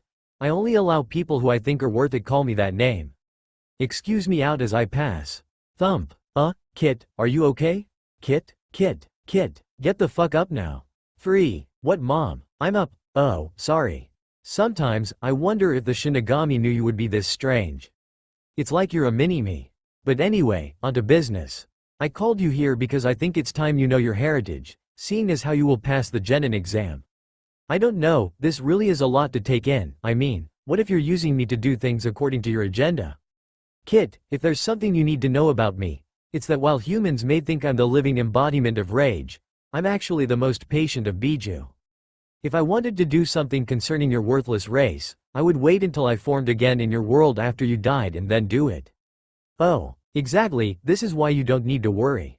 Anyway, I'm doing this because I think it's funny that the people who you think are allies are actually your natural enemies. Rather poetic, isn't it? This threw Naruto for a loop. Who were his natural enemies? Who were his allies? From what Kurama was saying, he was somehow fraternizing with the enemy. Who were they the enemies of? Naruto was confused, and he expressed this rather eloquently. What? Okay, I'll make this really easy on you. Be prepared, this is a lot of information, entirely true by the way. But you must make an oath to never tell anyone you know what I'm about to tell you, seeing as how this is what I think are what you call S-rank secrets. The Kyuubi sniffed the air around him, and sent a glare towards Naruto, making him involuntarily shiver. You know what, I changed my mind. When you pass the Genin exam I'll tell you everything you want to know. Here's something to get your juices flowing. Naruto waited whatever Kurama was about to say with a hitched breath. Never in his life would he expect what he was about to hear. You're adopted. What? Was Naruto's ever so sophisticated response. Another blast of air washed over the blonde. Listen, and listen well, okay? I speak the truth, you are adopted. The parent you have now isn't your biological one, and she is a civilian. Your real parents were ninja, and exceptional ninja at that. By genealogy alone, you are the only person alive who can actually claim to be worthy of being my Jinchuriki. Again, the irony that you of course would never even get the choice is bittersweet, no? Naruto was silent for a few moments, before he looked out into the darkness. Hey Kurama, why are you hiding in the shadows? He waited a few seconds for the answer. Well, I'm pretty sure that to a kid like you, the sight of an approximately 50-foot-tall fox chakra construct would be terrifying, right? Naruto nodded, his face going white with the images that came forth when Kurama referenced himself. Is it possible for you to take another form? Silence once again reigned for a few moments before another rush of warm air blanketed the child. I'll see what I can do, but do be prepared, I'll need to release some of my power that I've been holding back to take another form. Right afterwards Naruto felt like he had been dumped into a lake of ice with a ton of rocks strapped to his back. What is this? Is this Kurama? This is only some of his power? The sensation only lasted for a split second, but it was enough time to let Naruto know just who he was talking to. Kurama, where are you? I'm right here, Naruto. The voice sounded different, but Naruto knew it was Kurama. Where what he had assumed to be Kurama nine-tailed form's voice was full of malcontent, this voice was softer, only a slightly deep baritone, and oozed with power and grace. Coming out of the darkness in front of Naruto was a figure dressed in deep red hooded robes. The color reminded Naruto of blood. What was especially striking about this form of Kurama was that even though his entire face was shadowed, Naruto could still plainly see his eyes, which were also that same dark, crimson red that colored his robes. Naruto could not anything other than the robes in his eyes, but that was fine with him. He wasn't one to judge a book by its cover. You look pretty cool in that get-up, especially since your robes match your eyes. That sounded a little too girly, didn't it? Naruto couldn't help but smile sheepishly. Kurama, however, just sighed and continued on where he left off. Barring that effeminate response, thank you Naruto. Anyway, back to the subjects of your real parents, as much as you think that my actions have an ulterior motive, I feel obliged to tell you why they were so powerful. Don't worry, I will tell you who they are after you pass the Genin exam, but I thought you might like to know that both of your parents were experts of Fuinjutsu, or the sealing arts. Naruto was a little confused. He knew what Fuinjutsu was from his time at the academy, but he was never really interested in what it exactly consisted of until now. Really? How good were they? I'll tell you how good they were after you beat the Genin exams. Is there any way that I can get started on learning Fuinjutsu? Kurama understood exactly what Naruto meant by this. Since Naruto knew that his parents were dead, The reason's unknown to him right now. He thought that he would honor their lives by learning the art of Fuinjutsu, which was what Kurama had anticipated would happen. But there are some hoops for you to jump through, and it may take a very long time until you are able to actually start learning Fuinjutsu, especially since it's not an art that is easily learned through shadow clones. While anyone else would be downtrodden at having their only training method being moot for something, Naruto grinned foxily. That just makes it better, don't you think? If I can't do this without the help of my clones, then I'm not doing my parents justice, right? If anything, this made Kurama excited. Maybe his jailer could do what he needed to do. With an even foxier smile than the one Naruto gave, Kurama looked at the child. Kid, I think this is the beginning of a great friendship. Flashback no Jutsu Kai. BZZZT. BZZZZT. BZZZT. Smack. Ow, my hand. Stupid alarm clock. Just shut up and die. This was the average morning ritual for Naruto now. Wake up to really loud alarm, smack alarm, almost injure hand, proceed to glare and murmur death threats at aforementioned alarm's clock. Today's the day of the Genin exam, hopefully I'll pass. Iwa's Genin exams, while nothing bloodthirsty like Kiri's, or as lax as Konoha's, was hard unless you knew what you were doing. Naruto knew what the Genin exam was going to entail. A test, which he would probably fail because even now he just couldn't handle them. Next would be the practicals, which meant taijutsu. He was sure he was going to pass that. Even if his clones didn't increase his physical strength and dexterity, it still provided him with muscle memory, which was really what he needed. After that was the ninjutsu section, which meant the basic three: Bunshin, Kawarimi, and Henge. He was pretty sure we could get this, especially if he could switch out his regular Bunshin with a Kage Bunshin. Putting on his clothes after a quick shower, Naruto was on his way to the academy. Hey kid, who do you think are going to be on your team? Kurama had taken a liking to this cerebral communication. End note. That just rolls off the tongue, doesn't it? That had somehow been unlocked after their first meeting. Of course, Kurama had gotten lonely, and over the last few months had taken to pestering Naruto whenever he wasn't busy with anything important. It was during these conversations that Naruto had found out that Kurama could sense what was going on outside through the seal, but nothing much other than that. It was also during one of these conversations that Naruto learned of his homeland, Konohagakure.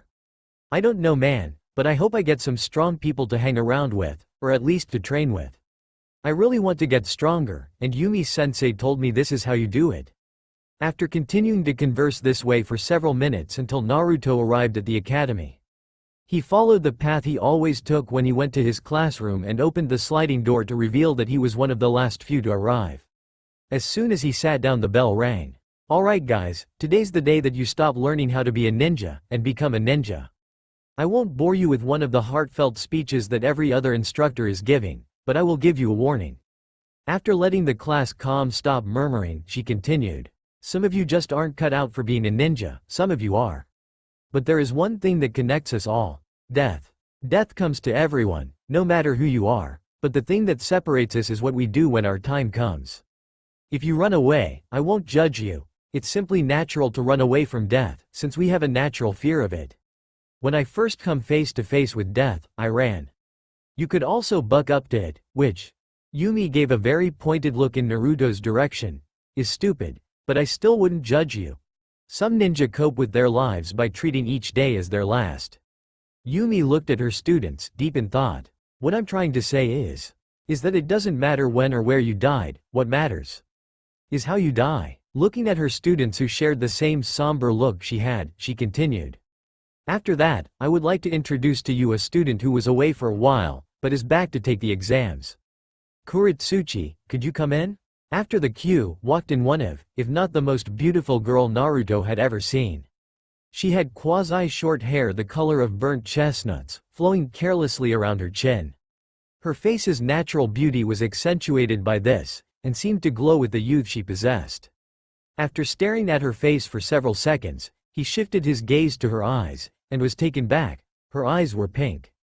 With a blush the same color as the eyes he was staring at, he was shocked when their eyes met and she gasped out loud.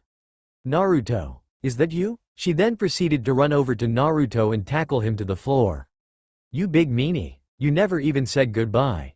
This was said while she was on the floor, tackling Naruto and crying into his chest at the same time. Once again, Naruto's ever so sophisticated side took over. What? What do you mean, what? She chided. You know darn well what I'm mad at you for, you big jerk.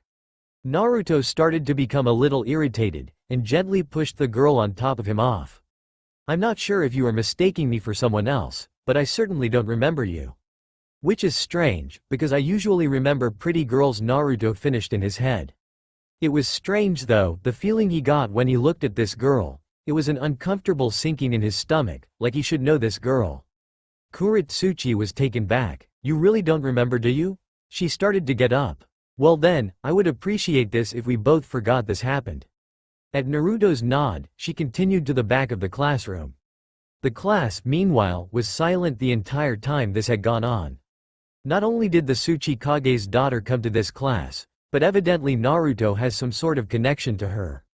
Only after the silence has stretched for more than half a minute did Yumi speak up. Okay kids, let's get to the test. One test later, Naruto felt like he passed that test. It wasn't too hard, but he was just a small bit distracted. Luckily, he had evaded a rather embarrassing situation when it turned out that Kuritsuchi was to sit in pretty much the opposite corner that he did. But other than that, he was happy with how he performed. Now's the time for the practicals. I wonder how they're going to do this. More than likely by pitting you against an instructor, no doubt. Well, bring it on then. Naruto exclaimed out loud, and just a tad bit too loudly, earning him some looks of surprise. Sorry, got ahead of myself. Anyway, Yumi-sensei, what are doing for the practicals? Said instructor looked down at Naruto. Well, we are going to be setting you up against an instructor to test your taijutsu skills. Naruto nodded sagely. Indeed, as I had expected. Finishing the conversation, Naruto followed Yumi until they reached an area outside the academy, and then sat down, knowing that he was going to be near the end of the test. As students were called up, the reason for the instructors being at least the rank of Chunin became apparent. If the academy instructors were not of at least Chunin rank, it might be possible for the students to tire them out, seeing as how technically, there is little difference between an academy student and a genin. As each student got to pretty much show off what they had learned, several people stood out. Fu managed to come to a near draw with her instructor, which was unsurprising seeing as how she was second in the class as far as taijutsu went. Seems like I wasn't the only one training over the last year. Naruto thought with a bit of hope. Maybe we'll be on the same team. She certainly seems strong, but I personally think you could do better. Not right now, Fox. I have to focus on how these kids fight. I'll be with two of them soon enough. It was at this moment that Naruto was called up. Naruto, come up onto the stage please. The students watching the matches so far had become quiet, intent on seeing just how good the person who was best at taijutsu in their class really was. Who'll I be facing? Naruto asked Yumi. She looked around, and got a small pout on her face. I knew he would be late, but oh well. If you can wait a few moments, I'll let him introduce himself. Naruto, not really understanding where she was going with this, just nodded and stood there waiting. It was about half a minute until a small explosion of dust signaled the appearance of a man. So who's this runt I have to beat up on, Yumi? You know I don't usually do favors like this, yeah? Out of the dust came a man who looked to be about 16, with a ponytail of blonde hair comparable to Naruto's running down to his shoulders. He also had on the rank and file Iwid Chunin flag jacket, with its many pockets and brown color scheme. So this is him, yeah? He's a bit shorter than I thought he would be. Not one to back down from a fight. Naruto looked up at Yumi. Who is this Yumi? You know I don't like fighting girls. Completely ignoring the other blonde's outburst of, you little runt. I am a man, Yumi replied. Well Naruto, I know you are extremely proficient at taijutsu. So I decided to call in a favor and get you somebody to fight who is extremely proficient at dodging. Finally understanding what was going on, Naruto cracked his knuckles, signaling his ascension. At the same time, the other blonde gave a feral smile. Time to kick some ass. I'll show you how fun art is, yeah. Yumi stepped up into the ring of beaten earth, Hajime. After that everything was like lightning. Naruto started it off with a charge straight into the other blonde, almost knocking him off balance. The larger blonde retaliated with a shove that forced Naruto onto a knee on the ground, and then flipped away. Taking a breath, the man looked at Naruto quizzically. My name's Deidara, is yours stupid or something? Don't ever charge straight in, yeah. Only for Naruto to stand up and grin ear to ear. My name's Naruto and I'll be kicking your ass today. He started off in another charge while he was saying this, only to see Deidara smirking as his foolishness. What did I just tell you? Don't charge straight ahead, yeah. Just to be surprised when Naruto went into a slide, right between Deidara's legs, sweeping them out from under him. That was nice, but it was really slow. I could have dodged that if I wanted to. This got on Naruto's nerves. No matter what, he never liked being underestimated. At seeing the rising anger in the younger blonde, Deidara looked at Yumi. And this is your best at taijutsu? I can kinda understand. I didn't exactly expect for him to slide like that. He's unpredictable, I'll give him that. But other than that, he just average. Yumi looked at Deidara like a mother chiding her child. Dei-chan, what have I told you about judging a book by its cover? Deidara shrugged nonchalantly, oblivious to what Naruto was doing. Naruto was tired of being ignored. Hey man girl, are you done chatting?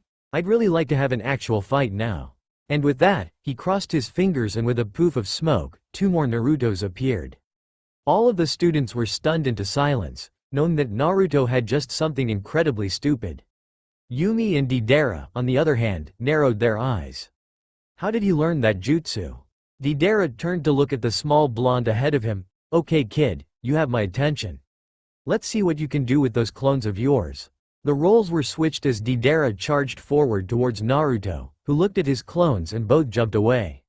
Naruto's clone knew exactly what was needed of him, and went into a mad dash at Deidara, meaning to keep him busy for a few moments for Naruto to concoct a plan. Weren't you just saying something about charging straight ahead? I don't need to listen to my own advice against a weakling like you. Damn, you bastard. I'll teach you who a weakling. You can't even touch me. How are you going to teach me a lesson if you can't hit me? Naruto was watching as the clone he made tried as well as he could to make some time for the real Naruto. How to beat this guy? He has the advantage. I've already shown him my trick. I have yet to see his. Speaking of tricks, it looks like he's just trying to dodge instead of attacking.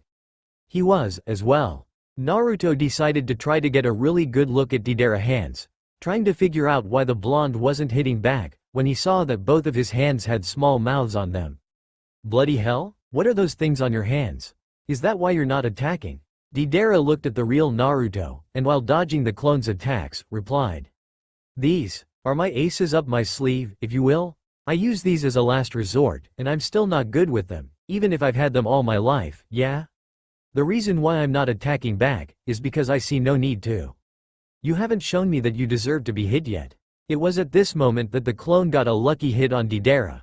A snap kick to the knee that sent Deidara tumbling to the side. What was that? Yeah, that's not normal academy taijutsu. Naruto scoffed at this. Of course man girl, I've been working on making my own taijutsu style for about a year now. And with the help of a unique training method I'd like to say I'm pretty good at it. The clone then went into a stance that felt like second nature to him, but looked extremely foreign to everyone else.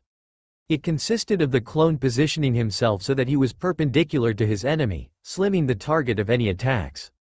He then put his left palm out, his elbow bent at nearly 45 degrees, and kept his right palm tucked into his body, ready to strike at any opening. He shuffled his feet so that they were several feet apart, and began jumping very lightly from one foot to another. Deidara had never seen any style like this before, so he was unsure of how to proceed. Turning to Yumi, he looked for an answer. Yumi merely shrugged, signaling she was just as confused. Turning back to the clone, Deidara began. That looks like a nice stance. What do you call it? Naruto's clone smiled foxily. I haven't given it a name yet, and this is the first time I've tried it out in a real fight. Taking the exclamation as a cue, the clone jumped forward, dashing with adroitness unseen so far, and thrusted his right palm into Deidara's stomach, only for the man to shoot backwards into a roll. Executing a roll of his own, Naruto kicked out as he came up, surprising the larger blonde and scoring a graze on his right shoulder. Damn, you actually got me. But no more, now I'm going to hit back. Naruto smirked once again. I doubt you could even, goo. Only to be grappled and thrown a foot back. In another switch of rolls, they both executed a roll, but Naruto pushed off the ground with his hands at the last moment, flying up into the air and somersaulting to land feet first. After stopping to look at the boy who so far had been on par with a Chunin, Deidara decided to up the ante. "Okay kid, you want some whoop ass?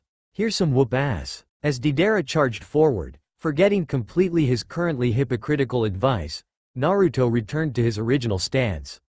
"Okay Naruto, you only have one chance to do this. Wait until he is about to attack, and then strike." Deidara continued to charge, gaining ground increasingly fast. Almost there, Deidara was only about 10 feet out. Almost 5 feet. Now, as Deidara went to throw what most assuredly would have been a knockout punch, Naruto ducked, struck out with his right palm against the other blonde's shoulder, grabbed the arm that was punching him, and twisted his body so that he was underneath Deidara. Then with a great heave, he threw. Was the response of all people present as they had just seen an academy student throw a Chunin a few feet through the air. "Well, how was that for some whoop ass, huh?" Naruto yelled out in triumph. Deidara slowly got up to his feet, his vision spinning wildly as he did so. "You've got a good arm there kiddo? What did you say your name was again?" Naruto cheekily shot back. "Naruto Tobayame, the kid who just kicked your ass."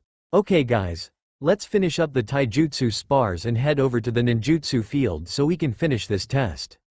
Yumi's voice rang out, restoring order and making everything seem like just another day in the academy. After finishing up with the rest of the spars, Yumi led the classroom through a small thicket of forests into an even bigger clearing than before. "Okay, students, the ninjutsu portion of the exam will be here. You are to show us all 3 academy basics, and any other jutsu you have managed to learn during your education here." Deidara walked over to where Yumi was standing and leaned in. "What do you think we should do about that Naruto kid? He doesn't feel right. I don't know why, but I noticed it during our fight. There was just something about him that felt off." Yumi sighed. "I guess we watch him from the shadows for now, I guess. I always knew he was going to be a bit different, but learning such an advanced jutsu before he graduates? And one that originated in Konoha of all things? How did he even get to learn it? He might as well have some more tricks in store for us." Deidara nodded and stepped to the outskirts of the clearing. "What I want to know is why he has enough chakra to do it." The ninjutsu portion passed just like the taijutsu portion, with Naruto not really caring, nor noticing how the others did, until Fu and Kuretsuchi came up. Naruto only noticed those two because they exhibited extra jutsu. From what he heard, Fu did the Housenka no jutsu, which was shooting balls of fire out of her mouth, while Kuretsuchi did some jutsu where she disappeared underground, and pulled a small branch to wherever she was. If Naruto heard right, the jutsu had something to do with a fish. What a strange name for a jutsu.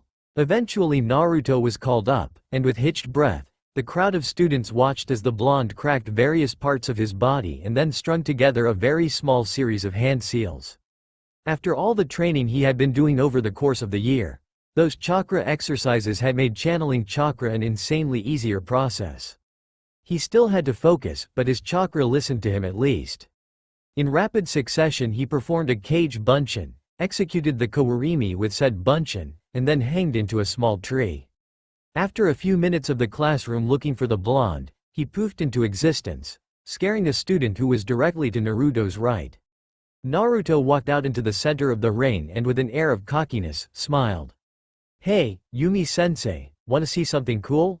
With another short series of hand seals and a shallow breath, Naruto exhaled a large plume of smoke, which obscured his body from view. Then after few more moments, the smoke was whisked away by a small breeze from within only to reveal a very hazy form of Naruto standing there. 5. I have no names for these jutsu yet, but they're pretty cool aren't they? Yumi was stunned. The ingenuity this child possessed was something else entirely. She could tell that the smoke he exhaled was just underformed fire element chakra, but to use it as an actual jutsu when most people thought of it as a failure. Then there was the other jutsu he used. She couldn't tell if it had an element to it, but it seemed as if he was just pouring his chakra out around him, blanketing him in it. It didn't even look like it fazed him at all, and yet she could feel the chakra just pouring out of him, and she was an easy 30 feet away. Amazing, is this a Kage Genkai? I'll need to go to the Tsuchikage about this, see if he knows what it's about. Okay Naruto, that's enough, you pass. Yatta! Naruto exclaimed, jumping around the field like with reckless abandon. Yumi continued to call up students, and afterwards looked to the students who had passed. Okay students, go to the gymnasium to receive your headbands. After that, return to my room for squad assignments. With a rush of feet, the students were gone. Didera walked with Yumi towards her classroom. The kid is going to be big, I just know it, yeah. Yumi laughed lightly. Of course he will be since he climbed the great ironwood tree after all. Didara's jaw nearly hit the floor. That was that kid? No wonder he surprised me. Yumi laughed again, slightly louder this time. Come on Dei-chan, we need to get to class. Half an hour later, after everyone had received their headband, they went back into the classroom, chatting with friends they might never see again. After everyone had settled into their seats and were finished speaking, Yumi spoke up. Okay kids, time for your squad assignments. That's all for now. If you enjoy this video, then please like, share and do comments.